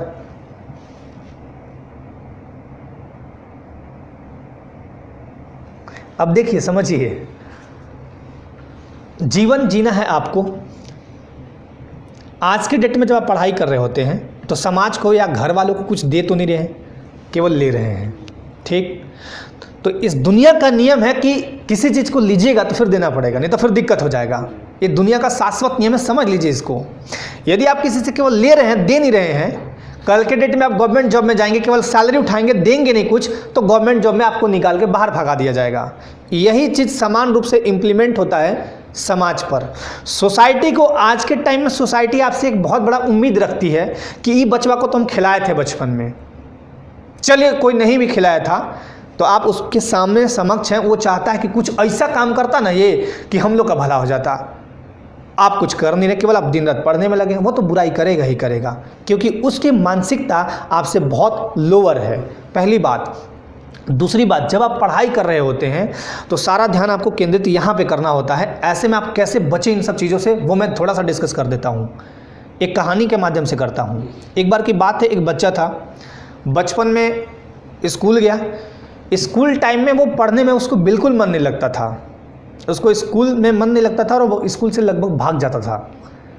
उसके घर वाले परेशान हो गए, टीचर्स परेशान हो गए। टीचर यहाँ तक कि घर वालों को कंप्लेन की कि ये बच्चा भाग जाता है, भाई इसको संभालिए।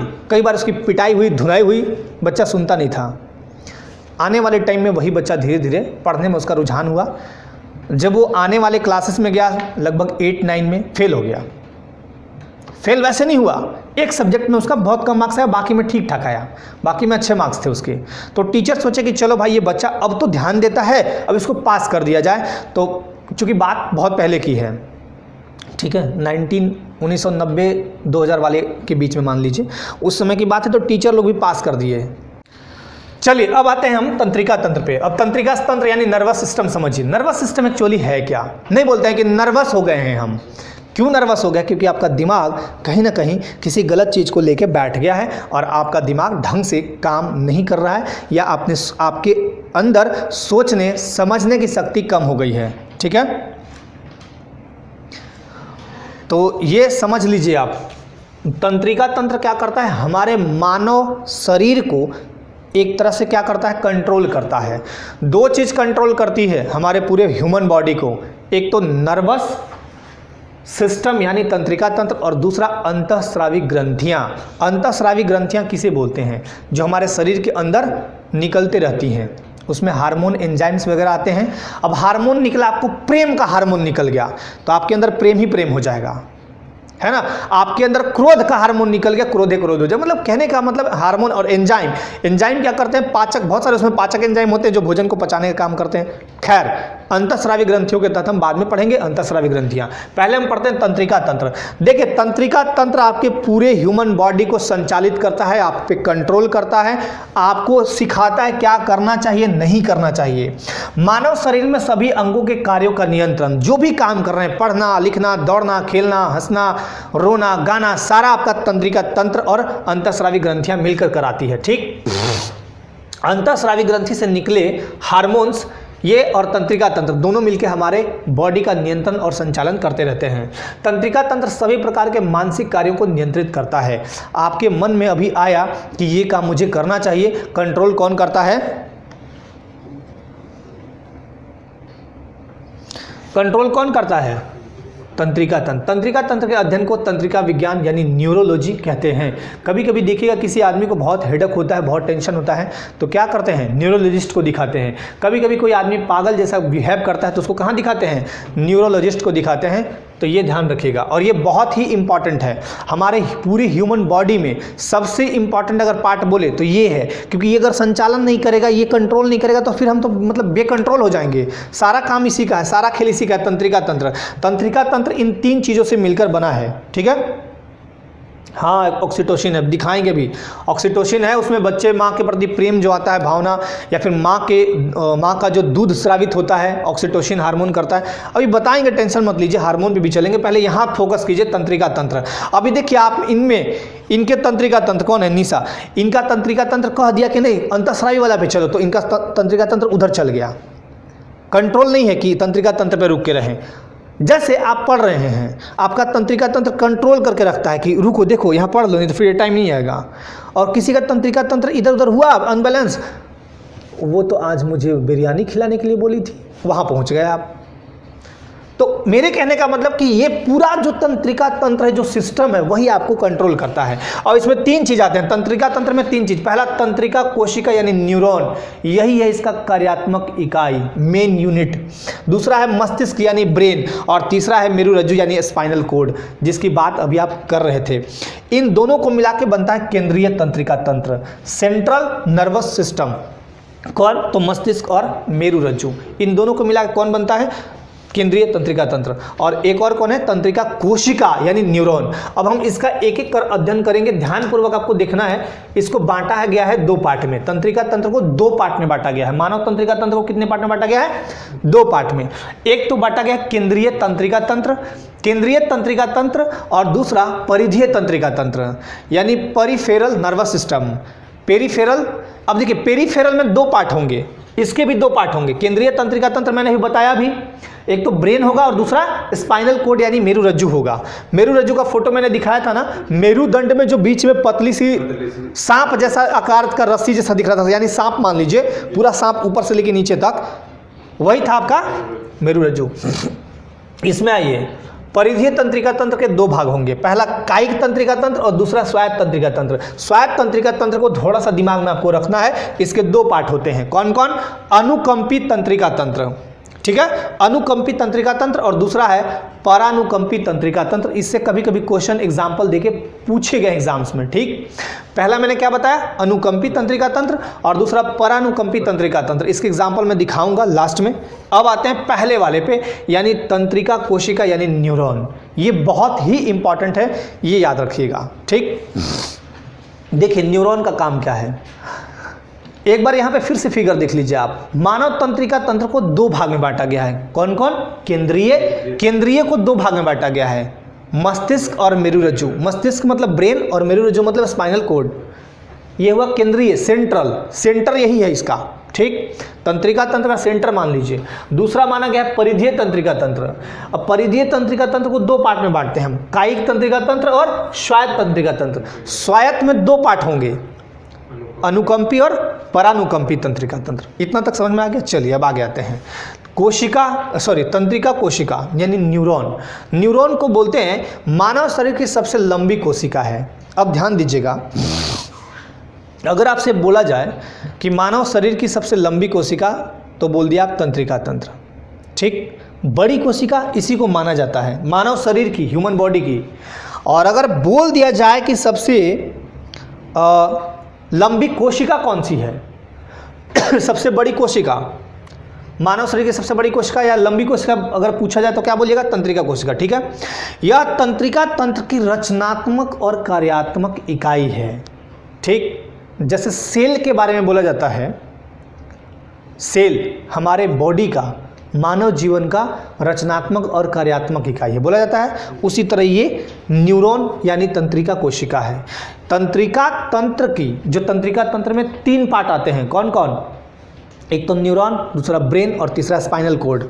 इन तीनों का रचनात्मक और कार्यात्मक इकाई है ये। ठीक, शरीर में पाई जाने वाली यह सबसे लंबी कोशिका है। मानव शरीर में इसकी संख्या लगभग 100 यानी 10 के पावर 11 या 100 अरब होती है। कितना होती है? 100 अरब होती है। कितना? 100 अरब, बहुत ज़्यादा होता है तंत्रिका कोई ये न्यूरॉन एक सूक्ष्मदर्शी संरचना है, मतलब एकदम छोटा छोटा दिखेगा ही नहीं, सूक्ष्मदर्शी छोटा, जो तीन भागों से मिलकर बनती है। देखिए न्यूरॉन, अब यहाँ पे आपको ये चीज़ें याद रखनी है। इसको बोलते हैं कोशिका काय, यानी कोशिकाएं बोलिए चाहे कोशिका काय बोलिए, बात एक ही है। इसको बोलते हैं हम सेल बॉडी।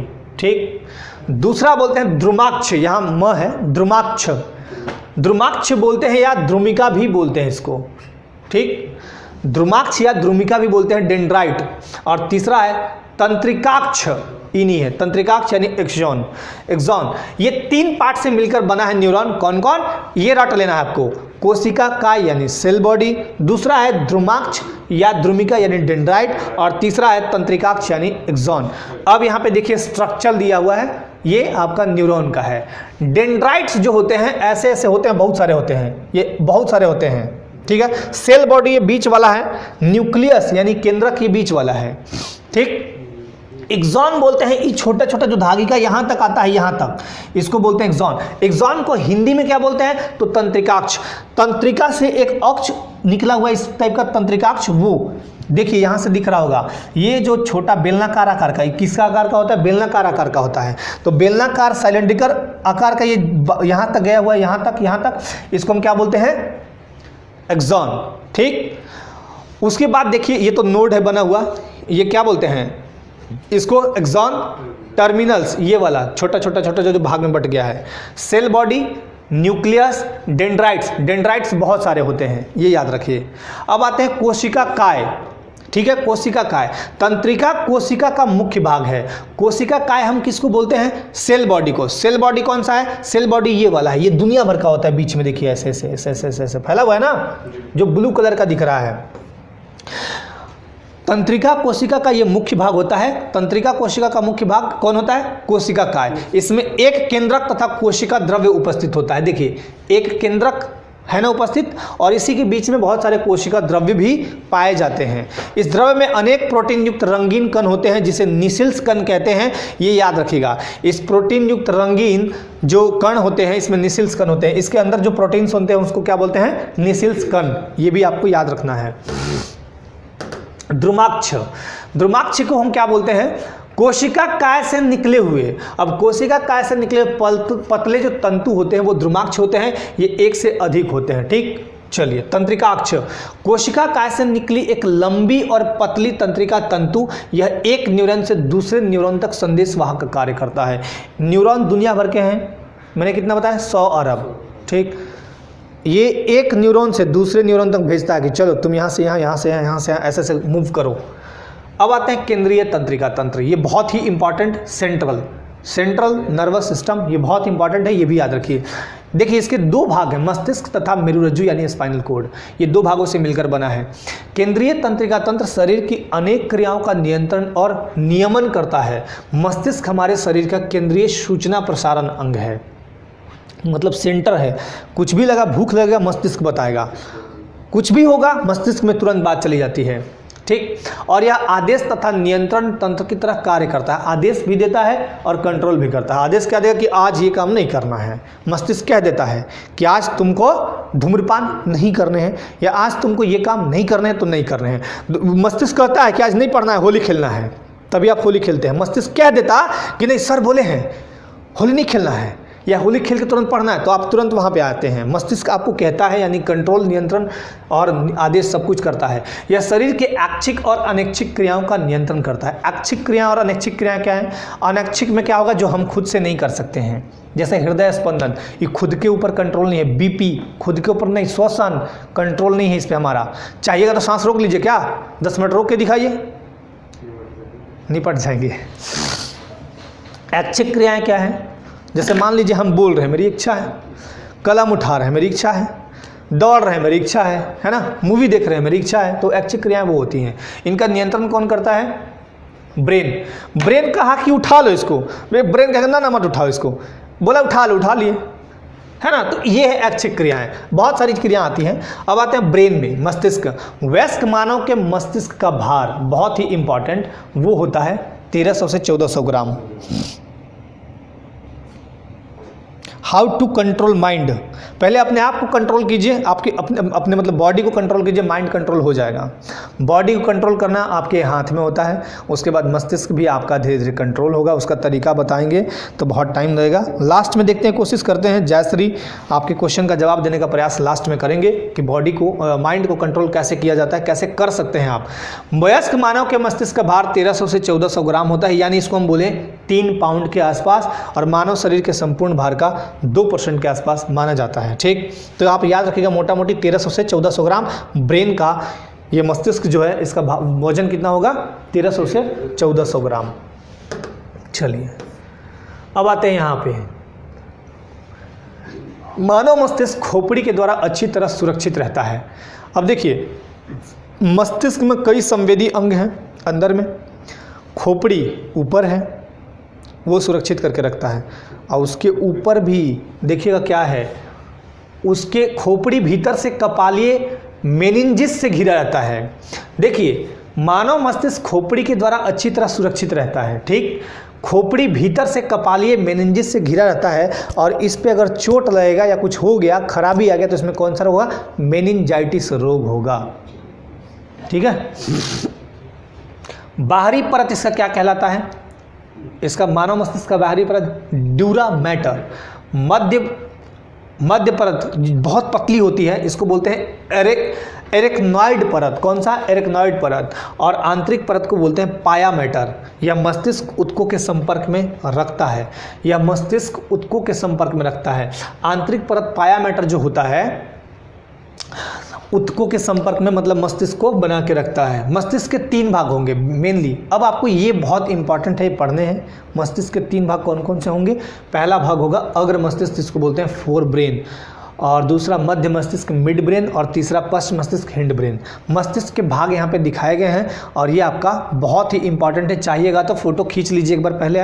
मस्तिष्क के भाग ये आपका टोटली आ जाएगा, मस्तिष्क के भाग, एक बार इसको फोटो आप क्लिक कर लीजिए, है ना, उसके बाद स्क्रीनशॉट ले लीजिए, उसके बाद आगे बढ़ते हैं।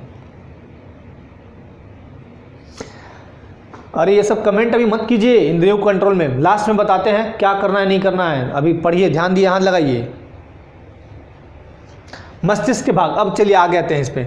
मस्तिष्क के 3 भाग जो मैंने अभी बताए, अग्र मस्तिष्क को बोलते हैं फोर ब्रेन, है ना, दूसरा है मिड ब्रेन और तीसरा है पश्च मस्तिष्क हिंड ब्रेन। अब देखिए ये तीनों के पार्ट किए गए हैं, इस पार्ट में आएगा 3, प्रमस्तिष्क यानी सेरिब्रम, सेरिब्रम और सेरेबेलम अंतर है, सेरिब्रम को बोलते हैं प्रमस्तिष्क, थैलेमस और हाइपोथैलेमस। सेरेब्रम यानी प्रमस्तिष्क बहुत ही इंपॉर्टेंट है मानव मस्तिष्क का भाग।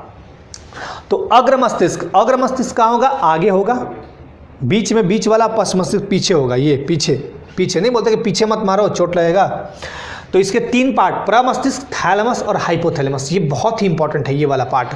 दूसरा आता है मध्य मस्तिष्क, इसके 2 पार्ट, कार्पोरा क्वाड्रिजेमिना और दूसरा है सेरिब्रल पेंडुकल। कार्पोरा क्वाड्रिजेमिना ये थोड़ा इंपॉर्टेंट है, ठीक है।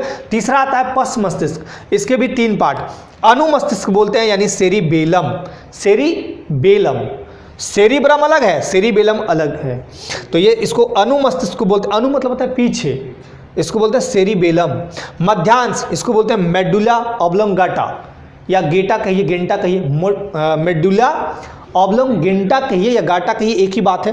पोन्स एक आता है तीसरा पार्ट, पोन्स, पॉन्स नहीं समझना है, पॉन्स वो महिलाएं लगाती हैं, लड़कियां लगाती हैं, वो वाला पॉन्स नहीं है एक्चुअली, ये है पॉन्स, ठीक है। अब एक एक कर समझिए। अग्र मस्तिष्क को देखते हैं।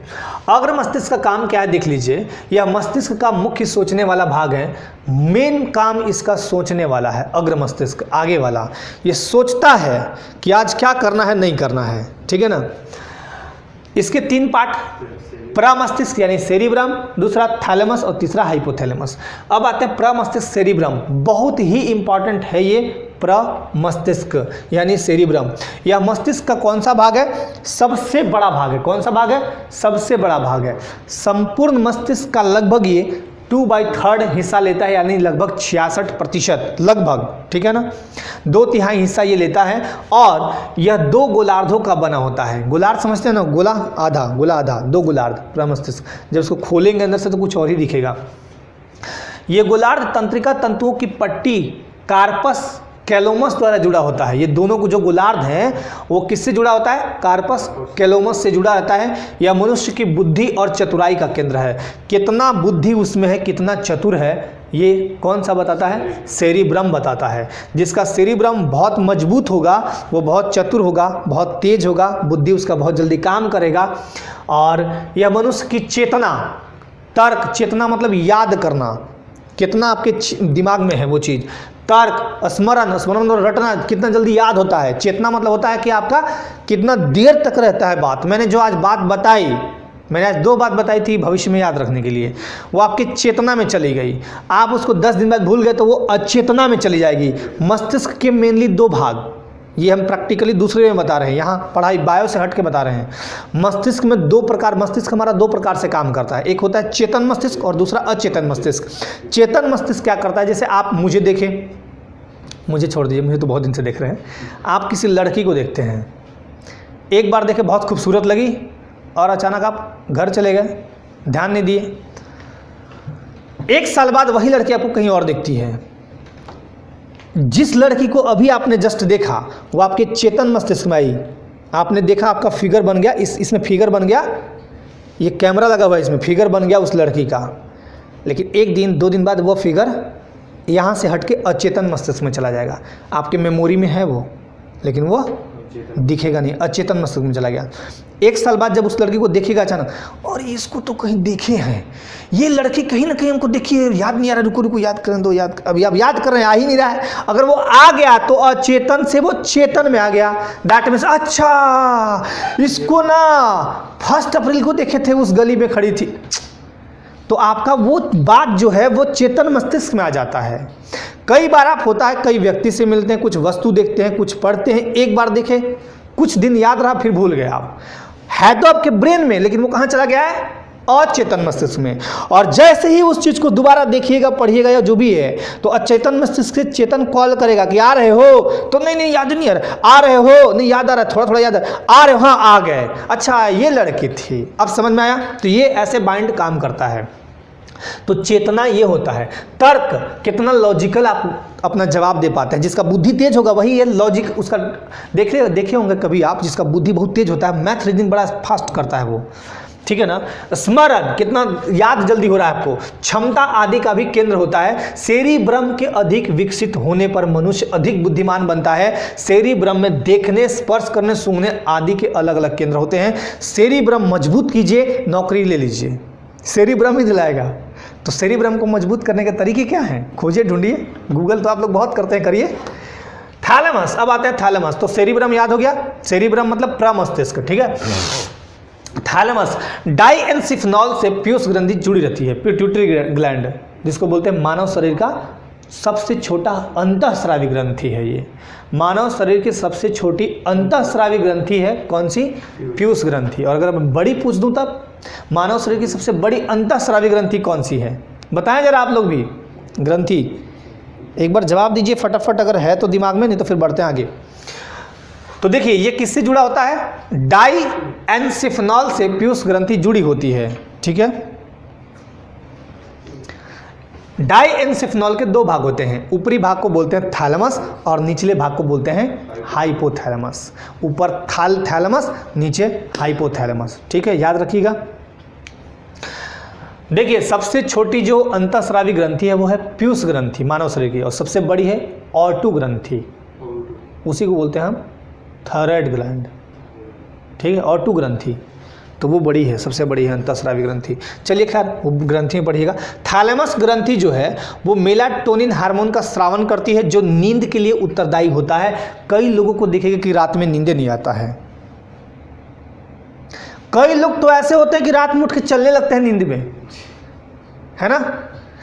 तो खैर वो नहीं है, जिनमें ये चीज़ कम होगा, मेलाटोनिन हार्मोन का जो स्रावन जिनमें कम होगा, उनको पर्याप्त नींद नहीं आएगी और उनको नींद के लिए दवाइयाँ डॉक्टर से लेनी पड़ती है, ठीक है। तो मेलाटोनिन हार्मोन का स्रावन करती है जो नींद के लिए उत्तरदायी होता है। यह मस्तिष्क के विभिन्न भागों से संवेदी प्रेरणाओं को ग्रहण करता है, साथ ही साथ घ्राण संवेदनाओं को प्राप्त करता है। घ्राण संवेदनाएं सुनने के लिए बहुत इंपॉर्टेंट होती हैं, यहीं से हमें श्रवण यानी सुनना, स्वाद जो आप खाते हैं, है ना, दृष्टि यानी देखना आदि की सूचना मिलती है। भावुकता इसी में होती है। भावुक समझते हैं ना, कि कभी किसी गरीब को देखे या फिर किसी परेशान आदमी को देखे और आप भी रोने लगे। मूवी देख रहे हैं, मूवी में हीरो की माँ मर गई, आप भी लगे रोने, क्या हो गया ये। तो ये किसकी वजह से होता है, ये थैलेमस की वजह से होता है, ठीक है। चलिए घ्राण पिंड यानी ऑल्फैक्टरी लोब किसको बोलते हैं, ये सूंघने की संवेदना प्राप्त करता है। घ्राण पिंड याद रखिएगा। रात में मुझे नींद नहीं आता है कभी कभी सर, पढ़िए ना, कोई दिक्कत नहीं है, नींद नहीं आती तो पढ़ लीजिए, क्या दिक्कत है। वो तो जब काम होते तो मुझे भी नहीं आती है, मैं भी जगा रहता हूँ काफ़ी रात तक, फिर वो मतलब, लेकिन एक चीज़ याद रखिए, रात में ज़्यादा देर तक नहीं जगना चाहिए। जगिए, काम भर जगिए, बाकी सुबह उठिए, है ना। घ्राण पिंड यानी ऑल्फैक्टरी लोब, देखिए सूंघने की संवेदना प्राप्त करता है। हम लोग जो सूंघते हैं नाक से, ठीक है, तो हमारे अंदर मानव शरीर के अंदर सूंघने की जो क्षमता होती है वो थोड़ी कम होती है बनिस्पत कुत्तों के। कुत्तों में सूंघने, सभी जीवों में, जितने भी जीव हैं इस पृथ्वी पर, जितने जीव हैं, जीव में हम लोग भी आते हैं, जितने जीव हैं उनमें सूंघने की शक्ति सबसे ज़्यादा कुत्ते में होती है। इसलिए कुत्तों को देखिएगा ट्रेनिंग देके डिफेंस में रखा जाता है। कारण क्या है, अपराधियों को पकड़ लेना, ठीक है, पहचाना या पकड़ना। हाइपोथैलेमस पे आते हैं, यह डाइएन्सिफेनॉल का निचला भाग है। डाइएन्सिफेनॉल का ऊपरी वाला भाग थैलेमस, नीचे वाला भाग कौन सा, हाइपोथैलेमस। शरीर के टेम्परेचर को यह नियंत्रित करता है। बहुत ही इंपॉर्टेंट, ये बहुत इंपॉर्टेंट पॉइंट है, इसको मैं थोड़ा अंडरलाइन कर देता हूँ। ये आप बातें आपको याद रखनी है। देखिए शरीर का टेम्परेचर बनाए रखता है भूख, प्यास, ब्लड प्रेशर, हृदय स्पंदन, हार्ट बीट, श्वसन, इन सब क्रियाओं को कंट्रोल कौन करता है, हाइपोथैलेमस। तो हाइपोथैलेमस बहुत इंपॉर्टेंट है। कारण क्या है कि शरीर का जो टेम्परेचर होता है आपका 37 डिग्री सेल्सियस, 98.6 डिग्री फ़ारेनहाइट या 310 केल्विन, बात एक ही है, तीनों बात को नोट कर लीजिएगा। 37 डिग्री सेल्सियस, 98.6 डिग्री फ़ारेनहाइट, ये कंट्रोल कौन करता है, हाइपोथैलेमस। आप में भूख लगा, तो बताता है हाइपोथैलेमस। प्यास, रक्तचाप, अब भूख लगा है आपको कंट्रोल करना है तो हाइपोथैलेमस कंट्रोल करेगा। प्यास लगा है कंट्रोल करेगा तो ये कौन करेगा? हाइपोथैलेमस। ब्लड प्रेशर को कंट्रोल करके रखता है कि नहीं तुम 120/80 चलो 120/80 120/80। हार्ट बीट को बोलता है कि नहीं तुम 72 बार धड़को, ज़्यादा धड़कोगे तो मर जाएगा आदमी। श्वसन को बोलता है कि तुम एक बार जाओ एक बार निकलो, ब्रीदिंग अच्छे से हो। ये सबको कंट्रोल कौन करता है? हाइपोथैलेमस। याद रखिएगा, प्रमस्तिष्क गोलार्ध का आंतरिक भाग और अंदरूनी अंगों जैसे प्रमस्तिष्क किसको बोलते हैं? Sir you are not visible and audible. Visible नहीं है, दिख तो रहे हैं।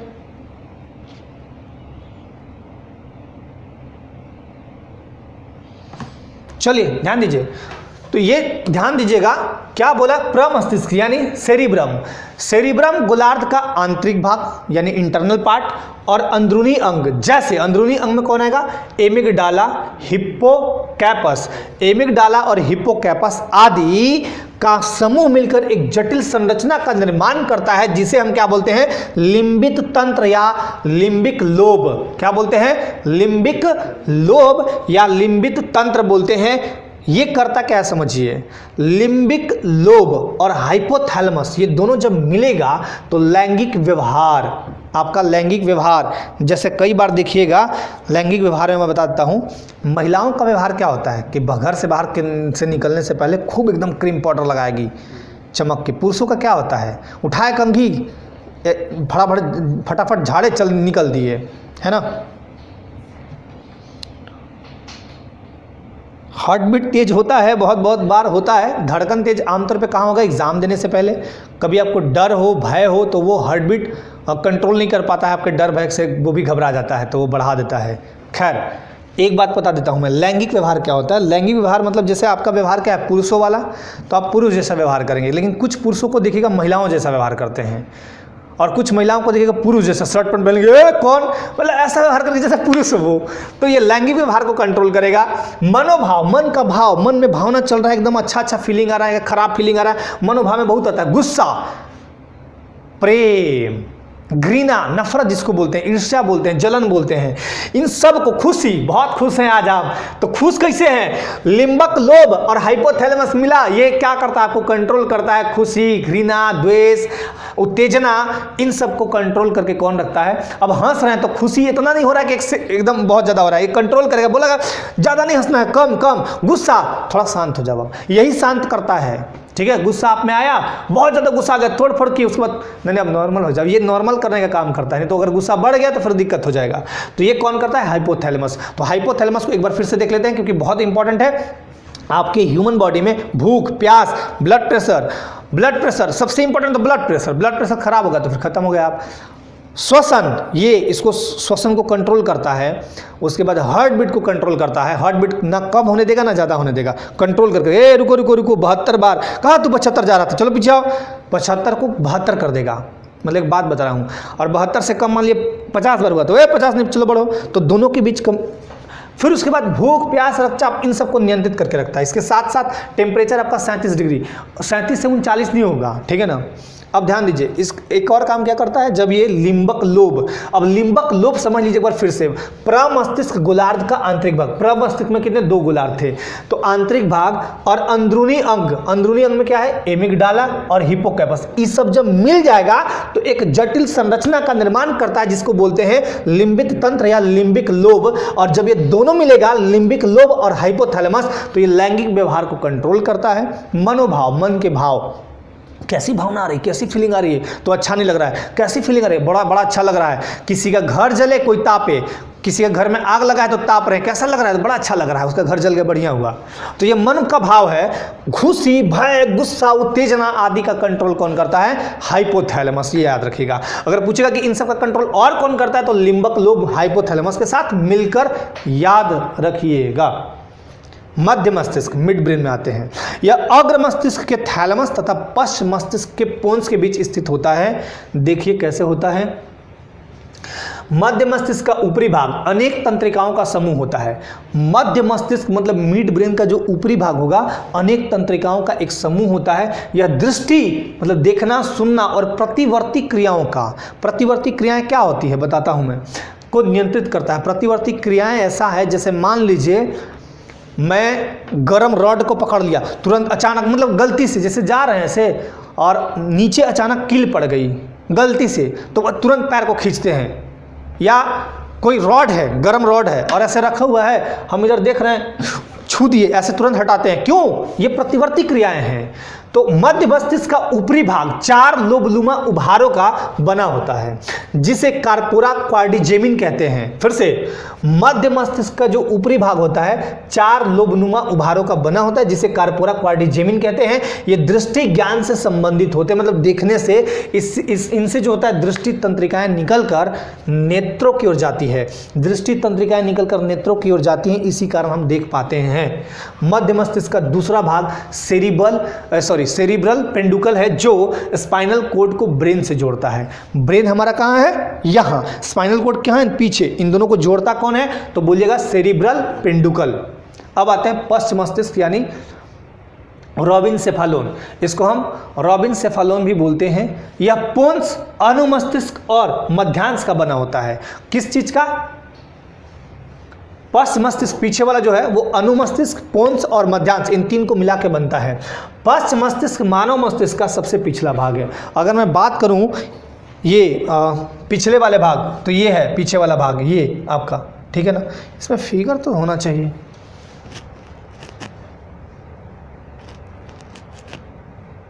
अच्छा, इसमें नहीं फिगर, खैर कोई नहीं, मैं दिखा दूंगा आपको, देख भी लिए होंगे वैसे आप। अब आइए इसमें देखते हैं अनुमस्तिष्क यानी सेरिबेलम। अनुमस्तिष्क बहुत इंपॉर्टेंट ये भी है क्योंकि यह मानव मस्तिष्क का दूसरा सबसे बड़ा भाग है। पहला सबसे बड़ा भाग कौन सा था? प्रमस्तिष्क, ठीक। और यह अनुमस्तिष्क, उसको बोलते हैं हम सेरिब्रम और इसको बोलते हैं सेरिबेलम। यह मानव मस्तिष्क का दूसरा सबसे बड़ा भाग है। इसे लघु मस्तिष्क या मेटेनसेफेलोन भी कहते हैं। यह सेरिब्रम के ठीक नीचे स्थित होता है। इसका काम क्या है? गति, नियंत्रण और शरीर का संतुलन, समन्वय तथा ऐच्छिक पेशियों की क्रियाओं को कंट्रोल करती है, ठीक। मैं एक बार दिखा देता हूँ कैसे कैसे होता है। ये जैसे मान लीजिए मेरा ब्रेन है, ठीक। ये यहाँ से लेके आगे वाला पूरा यहाँ तक पार्ट पीछे तक जाता है, इसको बोलते हैं सेरिब्रम। बहुत बड़ा भाग होता है। यहाँ तो सॉरी फिगर नहीं है आज, नहीं तो दिखा देता मैं एक बार। फिगर है ही नहीं इसमें, होता तो मैं दिखा देता, ठीक है ना। जैसे इसमें देखिए ब्रेन, ये देखिए यहाँ से लेके ये पूरा पार्ट यहाँ तक ऐसे जाता है, इसको यहाँ ऐसे।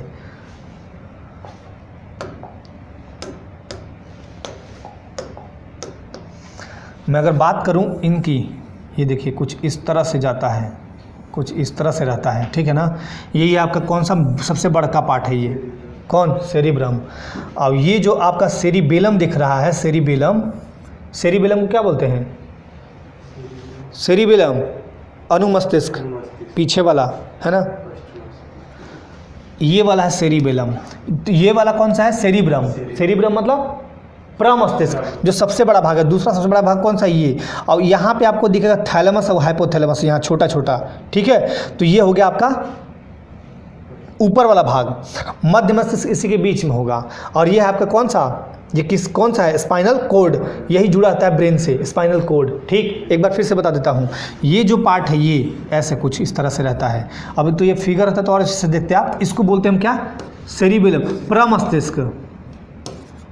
प्रमस्तिष्क बोलते हैं इसको, सबसे बड़ा भाग होता है ये, ठीक है। लगभग देखिए ऐसे ही देखिए, दिखने में लग रहा है 2/3 66%। और ये जो भाग जो आपको दिख रहा है वो कौन सा है? सेरिबेलम। चलिए अब आते हैं यहाँ पे इस वाले पार्ट पे जहाँ पे थे हम लोग। कहाँ पे थे? ये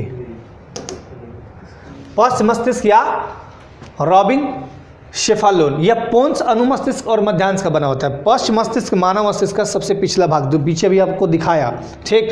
अनुमस्तिष्क यानी सेरिबेलम, यह मानव मस्तिष्क का जो है दूसरा सबसे बड़ा भाग है। इसे लघु प्रमस्तिष्क मतलब छोटा प्रमस्तिष्क कह लीजिए, या मेटेनसेफेलोन या अनुमस्तिष्क या सेरिबेलम, कह लीजिए बात एक ही है, ठीक है। यह सेरेब्रम के ठीक नीचे स्थित होता है, जैसे अभी आपको दिखाया था मैंने फिगर में। कार्य क्या है? गति नियंत्रण। अब आप गति नियंत्रण, कोई भी काम, जैसे लगातार बोल रहे हैं कंट्रोल करेगा, रुको रुको रुको, धीरे धीरे बोलो। अब भाग रहे हैं, रोकेगा, वहाँ कंट्रोल करेगा। जैसे गाड़ी में दिया जाता है स्पीड, आप चलाते हैं 100 का स्पीड, आपका ब्रेन तुरंत कहेगा, कौन कहेगा? कौन वाला ब्रेन कहेगा? यही सेरिबेलम कहेगा रुको नहीं तो आज गया, तो आप तुरंत ब्रेक लगाते हैं, कंट्रोल करते हैं, यही कहता है आपको। हाँ, सेरिबेलम। अगर सेरिबेलम कमजोर है तो आपको रोकेगा ही नहीं, तो फिर हॉस्पिटल में एक खटिया मतलब चारपाई बेड पड़ी हुई है। गति नियंत्रण शरीर का संतुलन, बॉडी को कंट्रोल करके रखती है, ठीक। समन्वय बॉडी के बीच बनाए रखती है तथा ऐच्छिक पेशियों की क्रियाओं को कंट्रोल करती है। अब ऐच्छिक पेशी क्या है? मेरा इच्छा है कि आज फ्रूट खाएं, तो ये बोलेगा कि नहीं मत खाओ आज, पैसा नहीं है। मेरा मन है आज सो जाए, नहीं, ये बोलेगा कि नहीं तुम मत सो आज काम करना था, है ना। ऐच्छिक पेशी में जो आपको खुद से मन करता है उनको कंट्रोल करता है। चलिए अभी दिखाते हैं। ख में यानी दूसरे वाला में मध्यांश यानी मेड्यूला ऑब्लोंगेंटा। मेड्यूला ऑब्लोंगेंटा यह मस्तिष्क का सबसे पिछला भाग माना जाता है जो बेलनाकार होता है, ठीक है। जहाँ पे आपको स्पाइनल कोड का पार्ट दिखा था उसी के जस्ट वहाँ बगल में यह मेरुरज्जु से जुड़ा होता है। देखिए मैंने क्या बोला, स्पाइनल कोड से एकदम जुड़ा रहेगा। मध्यांश में पाए जाने वाले तंत्रिका केंद्र कौन कौन से हैं? तो देखिए 3 केंद्र माने जाते हैं। हृदय केंद्र, हृदय की गति और धड़कन को ये कंट्रोल करता है, ये भी करता है। हृदय की गति और धड़कन धक धक धक धक करता है ना, उसको कंट्रोल करने का काम कौन करता है? ये करता है। कौन? Medulla oblongata. श्वसन केंद्र, श्वसन गति को नियमित रेगुलर, कहता है कि तू रेगुलर लो, बीच में रुकना नहीं है, रेगुलर लेते रहो जी, बीच में रुकेगा तो फिर गया, रेगुलर लो। सोए रहते हैं, आपको पता भी नहीं चलता, लेकिन सांस हमेशा चलते रहता है और नियंत्रण भी करता है ये। बेसोमीटर केंद्र, बेसोमीटर केंद्र क्या करता है? बीपी को कंट्रोल करता है, ब्लड प्रेशर को ये कंट्रोल करके रखता है। मध्यांश जो है पाचक रसों के स्राव का भी नियंत्रण केंद्र है। पाचक रस कितना निकलना चाहिए, नहीं निकलना चाहिए, उसको कंट्रोल कौन करता है? मध्यांश। मध्यांश सभी अनैच्छिक क्रियाओं का केंद्र है। अनैच्छिक क्रिया में आता क्या है? अनैच्छिक मतलब ध्यान दीजिएगा, जो हमारी इच्छा से नहीं होता है। जैसे हमारी इच्छा क्या है? बीपी कंट्रोल कर लीजिएगा, आपकी 110/70 हो जाए, नहीं आप कर ही नहीं सकते हैं, है ना, तो ये कंट्रोल आपका नहीं है। लार आना, लार हमेशा आएगा, कितनों कंट्रोल कर लीजिए, ये लार आएगा ही आएगा। वमन यानी वोमिटिंग, हमेशा कुछ लोग को देखेंगे उंगली डाल के कर लेता है वोमिटिंग, वो गलत बात है। जैसा कभी देखिएगा कि उल्टी कर रहा नहीं हो रहा है तो उंगली डाल के कर लेता है लोग, वमन, ये भी आपका अनैच्छिक है। श्वसन आपकी इच्छा से नहीं होता है, हृदय स्पंदन आपकी इच्छा से नहीं होती है। मध्यांश की संरचना ठोस, जटिल और बड़ी होती है। अब आते हैं पोन्स में। पोन्स जो है रेशेनुमा पथ का बना होता है, ठीक, रेशेनुमा, रेसा रेसा होगा, जो कि मस्तिष्क के विभिन्न भागों को आपस में जोड़ता है। तो पोन्स का काम है मस्तिष्क के विभिन्न भागों को जोड़ना, इसको याद रखिएगा। पोन्स, पोन्स का काम है महिला के फेस को अच्छा बनाना ताकि वो पुरुष की तरफ अट्रैक्ट हो और पुरुष के साथ जुड़ सके, इसीलिए याद रखिएगा पोन्स। पोन्स मतलब एक रेसानुमा पथ का बना होता है जो कि मस्तिष्क के विभिन्न भागों को आपस में जोड़ देता है। अब देखिए सीधी रेखा में साइकिल चलाना या फिर एक कलम उठाना, जो भी है आपका क्या है? ऐच्छिक क्रिया है, ठीक है ना। ये सब ऐच्छिक क्रिया, जो भी काम आप करते हैं, पढ़ना, लिखना, खेलना, हंसना, गाना, जो भी आप अपने मन से करते हैं वो ऐच्छिक क्रिया होती है, ठीक। किसी को एक थप्पड़ लगाना, किसी से बात करना ऐच्छिक क्रिया है। नहीं मन है बात कर लीजिएगा आप, अगर मेरा मन ना हो तो आप बात नहीं कर सकते हमसे, तो ये ऐच्छिक क्रिया होगी, ठीक। लेकिन अगर हम बोले डकार आना, अनैच्छिक क्रिया, इस पर आपका कंट्रोल, छींक आना अनैच्छिक क्रिया, इस पर कंट्रोल नहीं कर सकते हैं आप। आंसू आना अनैच्छिक क्रिया होगी, कभी कभी आंसू ऑटोमेटिकली आते हैं, कभी कभी जानबूझ के लोग रोने लगते हैं, अलग बात है। ईसीजी, अब देखिए इलेक्ट्रोइंसेफालोग्राम, इलेक्ट्रोइंसेफालोग्राम विद्युत मस्तिष्क लेख इसको बोलते हैं। मस्तिष्क की विद्युत सक्रियता की माप करती है, यानी मस्तिष्क संबंधी चीज़ों को माप करना है तो किससे करेंगे? ईसीजी करवाते हैं, ठीक है। और ईईजी, सॉरी ईसीजी नहीं होगा, ये ईईजी होगा एक्चुअली। ईसीजी किसके लिए कहता है? हृदय हार्ट बीट को देखने के लिए, हार्ट का स्पंदन वगैरह जांच करने के लिए, ये ईईजी होगा।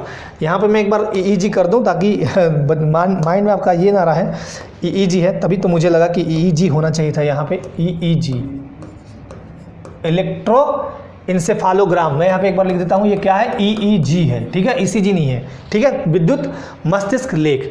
अब आते हैं मेरुरज्जु यानी स्पाइनल कॉर्ड की बात करते हैं। यह मेडुला ऑब्लंगेटा के महारंध्र से निकलकर तंत्रिका नाल से होता हुआ आंत तक फैला रहता है, आंत तक जाता है। यह अनैच्छिक क्रियाओं को संतुलित करता है। अनैच्छिक क्रियाओं में क्या होगी, जो हम अभी बताए, वमन करना, लार आना, बीपी वगैरह वगैरह, और प्रतिवर्ती क्रियाओं यानी रिफ्लेक्स एक्शन का मुख्य केंद्र है। जिन क्रियाओं को मस्तिष्क पर कोई प्रभाव नहीं पड़े प्रतिवर्ती क्रियाएं कहलाते हैं। मस्तिष्क पर कोई प्रभाव उसका नहीं पड़ना है। जैसे कोई बच्चा अनजाने में हाथ छू ले तो वह तुरंत हाथ को हटा लेगा, ये क्या है, प्रतिवर्ती क्रिया। इस पर ब्रेन पर कोई असर नहीं होता है। मैंने भी दिखाया भी था कैसे अचानक हटाते हैं। यह है आपका ब्रेन, यह है स्पाइनल कोड। और इस पूरे पार्ट को एक बार फिर से याद करा दूं मैं,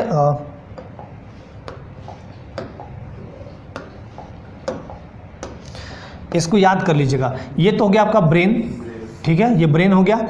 इसको बोलते हैं, इस वाले पार्ट को जो ये रेसा सा गया है ऐसा, इसको क्या बोलते हैं हम, स्पाइनल कोड। स्पाइनल कोड को हम हिंदी में क्या बोलेंगे, मेरुरज्जु, ठीक, मेरुरज्जु।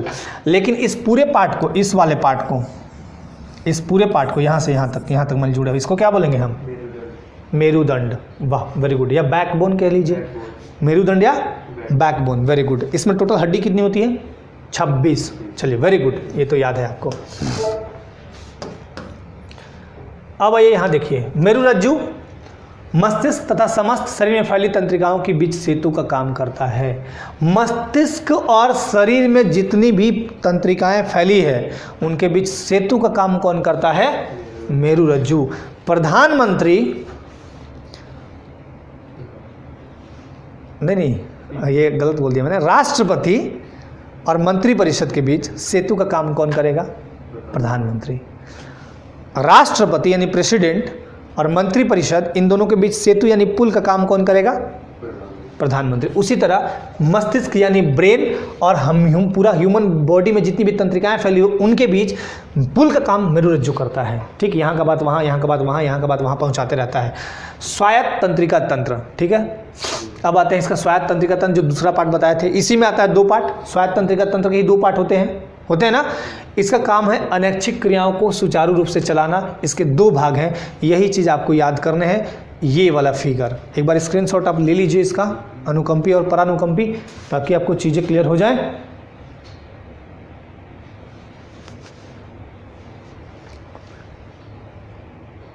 चलिए देखिए, अनुकंपी, ठीक है, और परानुकंपी, इन दोनों में फ़र्क क्या है। हृदय स्पंदन ये बढ़ाता है और ये हृदय स्पंदन घटाता है, आपको ये याद करने हैं। परानुकंपी जो होगा वो क्या करता है, हृदय स्पंदन को घटाता है और अनुकंपी बढ़ाता है। लार निर्माण को ये रोकेगा, लार निर्माण को ये प्रेरित करेगा। चलो निकलो लार। श्वसनिकाओं को फैलाना और ये श्वसनिकाओं को संकुचित करता है, ठीक। पाचन को ये रोकेगा, वो पाचन को प्रेरित, मतलब अच्छा काम मोस्टली ये करता है, खराब काम ये करेगा। मोस्टली मैं बोल रहा हूँ, कोई ज़रूरी नहीं कि सारा जगह इम्प्लीमेंट बात हो, जो भी बात हो वो, लेकिन इसमें मोस्टली देखिएगा आप अच्छा चीज़ मिलेगा। जैसे लार निर्माण प्रेरित करना, ये अच्छी बात है। पाचक को प्रेरित करना अच्छी बात है। ये फिर यकृत पित्तस्राव प्रेरित करना अच्छी बात है। क्रमक कुंचन को उत्तेजित, ये अच्छी बात है। बीपी को कम करके रखना अच्छी बात है। रोंगटे खड़े नहीं होना अच्छी बात है। रोंगटे खड़े खराब, रोंगटा खड़ा कब होता है, जब आप डरते हैं, या फिर ठंडे के दिन में देखिएगा नहाने से पहले रोंगटे खड़े हो जाते हैं, डर लगता है कि अब तो आज मेरा गया काम से, आज तो मेरा हुआ कल्याण। तो पाचन को रोकना ये पाचन को प्रेरित करता है। पुतली का फैलाव, पुतली का संकुचन। यकृत ग्लूकोज स्राव को प्रेरित करता है यहाँ पे, और यकृत यहाँ पित्त स्राव को प्रेरित करता है, याद रखिएगा। आत क्रमाकुंचन का विरोध, क्रमाकुंचन समझाया था ना, उसी से हमारा भोजन अंदर जाते रहता है। क्रमाकुंचन को उत्तेजित करना। बीपी बढ़ाना, ये बीपी को बढ़ाएगा, ये बीपी को कम करेगा। यहाँ पे रोंगटे खड़े होंगे, यहाँ पे नहीं होंगे। आरबीसी की संख्या में वृद्धि करेगा और ये आरबीसी को कम करेगा। यही आपका परानुकंपी और अनुकंपी तंत्रिका तंत्र। तंत्रिका तंत्र में यही है और कुछ भी नहीं है आपका, ठीक है ना। चलिए कुछ पूछना हो तो पूछिए फटाफट आप लोग, और अगला क्लास लगवाते हैं आपका। कुछ पूछना है तो पूछिए, बाकी आपको धन्यवाद।